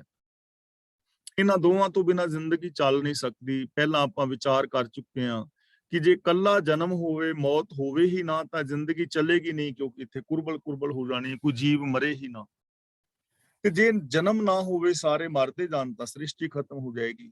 ਤਾਂ ਗੁਰੂ ਜੀ ਕਹਿੰਦੇ ਨੇ ਇਸ ਸੰਸਾਰ ਦੇ ਵਿੱਚ ਜਨਮ ਲੈਣਾ, ਮਰ ਜਾਣਾ, ਇਹ ਸੰਸਾਰ ਤੋਂ ਪੈਦਾ ਕੀਤਾ ਹੈ। ਔਰ ਇਸ ਸੰਸਾਰ ਵਿੱਚ ਜਨਮ ਔਰ ਮਰਨ ਦੀ ਮਰਿਆਦਾ ਹੈ, ਨਿਯਮ ਹੈ, ਇੱਕ ਅਟਲ ਨੇਮ ਹੈ। ਸਤਿਗੁਰ ਸੇਵੇ ਆਪਣਾ ਆਇਆ ਤਿਸ ਗਣੀ। ਜੋ ਮਨੁੱਖ ਆਪਣੇ ਸਤਿਗੁਰ ਦੇ ਦੱਸੇ ਰਾਹ ਤੇ ਤੁਰਦਾ ਹੈ, ਆਉਣਾ ਉਹਦਾ ਸਫਲ ਹੋ ਜਾਂਦਾ ਹੈ। ਦੇਖੋ, ਜਨਮ ਔਰ ਮਰਨ ਹੈ। ਜੋ ਜੰਮਿਆ ਹੈ ਉਹਨੇ ਇੱਕ ਦਿਨ ਮਰ ਜਾਣਾ ਹੈ, ਤੇ ਜਨਮ ਤੋਂ ਲੈ ਕੇ ਮਰਨ ਤੱਕ ਵਿਚਕਾਰ ਜੋ ਜੀਵਨ ਮਿਲਿਆ ਹੈ, ਉਹ ਜੀਵਨ ਉਹਦਾ ਸਫਲਾ ਮੰਨਿਆ ਜਾਏਗਾ ਜੋ ਸਤਿਗੁਰ ਦੇ ਦੱਸੇ ਰਾਹ ਤੇ ਤੁਰੇਗਾ। ਜੇ ਹਉਮੈ ਵਿੱਚੋਂ ਜਾਏ ਤਾਂ ਕੇਹੀ ਗਣਤ ਗਣੀ। ਗਣੀ ਦਾ ਮਤਲਬ ਮੈਂ ਗਿਣਾ। ਜੇ ਮਨੁੱਖ ਦੇ ਅੰਦਰੋਂ ਹਉਮੈ ਦੂਰ ਹੋ ਜਾਏ ਤਾਂ ਤ੍ਰਿਸ਼ਨਾ ਆਦਿਕ ਦੇ ਅਧੀਨ ਹੋ ਕੇ ਤੌਖਲੇ ਕਰਨ ਦੀ ਲੋੜ ਹੀ ਨਹੀਂ ਰਹਿ ਜਾਂਦੀ। ਫਿਰ ਇਹ ਨਿਸ਼ਚਾ ਹੋ ਜਾਂਦਾ ਹੈ ਕਿ ਸਾਰਾ ਕੁਝ ਪ੍ਰਭੂ ਆਪ ਕਰ ਰਿਹਾ ਹੈ। ਫਿਰ ਕਿਵੇਂ ਕਹਿ ਸਕਦਾ ਹਾਂ ਕਿ ਇਹ ਮੈਂ ਕੀਤਾ ਹੈ ਤੇ ਉਹ ਉਹਨੇ ਕੀਤਾ ਹੈ, ਜਦੋਂ ਕਿ ਸਾਰਾ ਕੁਝ ਰੱਬੀ ਰਜ਼ਾ ਦੇ ਵਿੱਚ ਹੋ ਰਿਹਾ ਹੈ। ਫਿਰ ਇਹ ਗਿਣਤੀਆਂ ਮਿਣਤੀਆਂ ਖਤਮ ਹੋ ਜਾਣਗੀਆਂ ਜੇ ਅੰਦਰੋਂ ਬੰਦੇ ਦੀ ਈਗੋ ਚਲੀ ਜਾਏ। ਮਨਮੁਖ ਮੋਹ ਗੁਬਾਰ, ਜਿਉਂ ਭੁੱਲਾ ਮੰਝ ਵਣੀ। ਇਹਨੂੰ ਭੁਲਾ ਨਹੀਂ ਪੜਨਾ, ਭੁੱਲਾ ਪੜਨਾ ਹੈ। ਵਣੀ ਦਾ ਮਤਲਬ ਜੰਗਲਾਂ ਵਿੱਚ ਆਪਣੇ ਮਨ ਦੇ ਪਿੱਛੇ ਤੁਰਨ ਵਾਲਾ ਮਨੁੱਖ ਮੋਹ ਰੂਪ ਘੁੱਪ ਹਨੇਰੇ ਵਿੱਚ ਇੰਝ ਭਟਕ ਰਿਹਾ ਹੈ ਜਿਵੇਂ ਜੰਗਲ ਦੇ ਵਿੱਚ ਭਟਕ ਰਿਹਾ ਹੋਵੇ, ਜੰਗਲ ਵਿੱਚ ਰਾਹ ਨਾ ਲੱਭਦਾ ਹੋਵੇ, ਔਰ ਜੰਗਲ ਦੇ ਅੰਦਰ ਭਟਕ ਰਿਹਾ ਹੋਵੇ ਜਿੱਥੇ ਹਰ ਥਾਂ ਜੰਗਲੀ ਜਾਨਵਰਾਂ ਦਾ ਖਤਰਾ ਵੀ ਹੈ, ਹਨੇਰਾ ਵੀ ਹੋਵੇ ਤੇ ਜੰਗਲ ਵਿੱਚ ਵੀ ਭਟਕ ਰਿਹਾ ਹੋਵੇ, ਉਸ ਬੰਦੇ ਦਾ ਕੀ ਹਾਲ ਹੋ ਜਾਏਗਾ। ਤਾਂ ਜੋ ਮਨ ਦੇ ਪਿੱਛੇ ਤੁਰਨ ਵਾਲਾ ਆਪ ਖੁਦਰਾ ਮਨੁੱਖ ਹੈ, ਜੋ ਗੁਰਮਤ ਆਸ਼ੇ ਅਨੁਸਾਰ ਜ਼ਿੰਦਗੀ ਨਹੀਂ ਜੀਂਦਾ, ਜੋ ਰੱਬੀ ਰਜਾ ਵਿੱਚ ਨਹੀਂ ਤੁਰਦਾ, ਉਹਦਾ ਜੀਵਨ ਉਸ ਬੰਦੇ ਵਰਗਾ ਹੁੰਦਾ ਹੈ ਜੋ ਗੁੱਪ ਹਨੇਰੇ ਵਿੱਚ ਜੰਗਲਾਂ ਦੇ ਅੰਦਰ ਭਟਕ ਰਿਹਾ ਹੈ। ਕੱਟੇ ਪਾਪ ਅਸੰਖ, ਨਾਵੇਂ ਇੱਕ ਕਣੀ। ਗੁਰੂ ਪਾਤਸ਼ਾਹ ਜੀ ਕਹਿੰਦੇ ਨੇ ਪ੍ਰਭੂ ਦੇ ਨਾਮ ਇੱਕ ਕਣੀ ਦੇ ਨਾਲ ਵੀ ਅਸੰਖਾਂ ਪਾਪ ਕੱਟੇ ਜਾਂਦੇ ਨੇ। ਨਾਵੇਂ ਦਾ ਮਤਲਬ ਹੁਕਮ, ਨਾਵੇਂ ਦਾ ਮਤਲਬ ਪ੍ਰਭੂ ਦੀ ਸਿਫਤ ਸਲਾਹ। ਇੱਕ ਕਣੀ ਮਾਤਰ ਜੇ ਹੁਕਮ ਨੂੰ ਬੰਦਾ ਮੰਨ ਲੈ ਤਾਂ ਸਾਰੇ ਪਾਪ ਕੱਟੇ ਜਾਂਦੇ ਨੇ। ਕਿਵੇਂ ਕੱਟੇ ਜਾਂਦੇ ਨੇ ਇਹ ਗੱਲ ਮੈਂ ਕਹਿ ਖਿਮੰਦਾ ਜਾ ਚੁੱਕਾ। ਮੰਨ ਲਓ ਤੁਸੀਂ ਸੱਚ ਬੋਲਣਾ ਸ਼ੁਰੂ ਕਰ ਦਿਓ, ਸੱਚ ਸੋਚਣਾ, ਸੱਚ ਬੋਲਣਾ, ਸੱਚ ਕਮਾਣਾ, ਤਾਂ ਪਾਪ ਅੱਜ ਹੀ ਖਤਮ ਹੋ ਜਾਣਗੇ। ਸੱਚ ਸਭ ਨਾ ਹੋਏ ਦਾਰੂ, ਪਾਪ ਕੱਢੇ ਤੋਏ। ਕਿਉਂਕਿ ਸਾਰੇ ਪਾਪਾਂ ਦਾ ਮੂਲ ਝੂਠ ਹੈ ਔਰ ਸਾਰੀਆਂ ਸਮੱਸਿਆਵਾਂ ਦਾ ਸੋਲੂਸ਼ਨ ਸੱਚ ਹੈ। ਜੇ ਰੱਬੀ ਰਜ਼ਾ ਦੇ ਵਿੱਚ ਰੱਬੀ ਰਜ਼ਾ ਨੂੰ ਫੋਲੋ ਕਰਨਾ ਸ਼ੁਰੂ ਕਰ ਦੋ, ਗੁਰਬਾਣੀ ਅਨੁਸਾਰ ਜ਼ਿੰਦਗੀ ਜੀਣਾ ਸ਼ੁਰੂ ਕਰ ਦੋ, ਤੇ ਪਾਪ ਕੱਟੇ ਜਾਣਗੇ, ਪਾਪ ਖਤਮ ਹੋ ਜਾਣਗੇ। ਤਾਂ ਗੁਰੂ ਜੀ ਕਹਿੰਦੇ ਨੇ ਪ੍ਰਭੂ ਦੇ ਸਿਫਤ ਸਲਾਹ ਦੀ ਕਣੀ ਮਾਤਰ ਦੇ ਨਾਲ ਅਸੰਖਾਂ ਪਾਪ ਖਤਮ ਹੋ ਜਾਂਦੇ ਨੇ। ਮੀਨਸ ਇਹਦਾ ਭਾਵ ਅਰਥ ਇਹ ਹੈ ਕਿ ਜੇ ਅਸੀਂ ਰੱਬੀ ਗੁਣਾਂ ਨੂੰ ਅਪਣਾਈਏ, ਪ੍ਰਭੂ ਦੀ ਸਿਫਤ ਸਲਾਹ ਕਰੀਏ ਤਾਂ ਪਾਪ ਖਤਮ ਹੋ ਸਕਦੇ ਨੇ। ਸਾਡੇ ਅੰਦਰ ਪੋਸੀਬਿਲਿਟੀ ਹੈ, ਸੰਭਾਵਨਾ ਹੈ ਹਰ ਇਨਸਾਨ ਦੇ ਅੰਦਰ ਕਿ ਜਦੋਂ ਵੀ, ਜਿਸ ਸਮੇਂ ਵੀ, ਜਿਸ ਜਗ੍ਹਾ ਤੇ ਵੀ ਉਹ ਸੱਚ ਦੇ ਨਾਲ, ਰੱਬੀ ਗੁਣਾਂ ਦੇ ਨਾਲ ਜੁੜ ਜਾਏਗਾ, ਉਸੇ ਥਾਂ ਉਸੇ ਸਮੇਂ ਉਹਦੇ ਸਾਰੇ ਜਿਹੜੇ ਪਾਪ ਨੇ ਖਤਮ ਹੋ ਜਾਣਗੇ, ਕਿਉਂਕਿ ਉਹਦਾ ਜੀਵਨ ਹੀ ਇੱਕ ਨਵਾਂ ਸ਼ੁਰੂ ਹੋ ਚੁੱਕਾ ਹੈ। ਹਨੇਰਾ ਸੀ, ਪਰ ਦੀਵਾ ਜਗਾਉਂਦਿਆਂ ਸਾਰ ਚਾਨਣਾ ਹੋ ਜਾਏਗਾ, ਫਿਰ ਹਨੇਰਾ ਨਹੀਂ ਹੋਏਗਾ। ਤਾਂ ਗੁਰੂ ਦੀ ਰਹਿਮਤ ਔਰ ਬਖਸ਼ਿਸ਼ ਕਰਨ ਅਸੀਂ ਗੁਰਬਾਣੀ ਅਨੁਸਾਰ ਜ਼ਿੰਦਗੀ ਜੀ ਕੇ ਆਪਣੇ ਜੀਵਨ ਨੂੰ ਸਫਲ ਔਰ ਸੁਚੱਜਾ ਕਰ ਸਕੀਏ। ਤਾਂ ਅੱਜ ਦੀ ਵਿਚਾਰ ਇੱਥੇ ਸਮਾਪਤ ਕਰਦੇ ਹਾਂ ਜੀ। ਅੱਜ ਦੀ ਇਸ ਵਿਚਾਰ ਵਿੱਚ ਜੇ ਕਿਸੇ ਵੀਰ ਭੈਣ ਦਾ ਕੋਈ ਛੋਟਾ-ਮੋਟਾ ਸਵਾਲ ਹੈ ਤਾਂ ਉਹ ਸਵਾਲ ਕਰ ਸਕਦੇ ਹੋ, ਔਰ ਜੇ ਕਿਸੇ ਵੀਰ ਭੈਣ ਨੇ ਆਪਣੇ ਵਿਚਾਰ ਦੇਣੇ ਨੇ ਤਾਂ ਉਹ ਅਨਮਿਊਟ ਹੋ ਕੇ ਵਿਚਾਰ ਦੇ ਸਕਦੇ ਹੋ। ਕਲਾਸ ਦੀ ਅਗਲੀ ਕਾਰਵਾਈ ਵੀਰ ਤਰਲੋਚਨ ਸਿੰਘ ਜੀ ਕਰ ਰਹੇ ਨੇ। ਹੋਈਆਂ ਭੁੱਲਾਂ ਦੀ ਖਿਮਾ। ਵਾਹਿਗੁਰੂ ਜੀ ਕਾ ਖਾਲਸਾ, ਵਾਹਿਗੁਰੂ ਜੀ ਕੀ ਫਤਿਹ।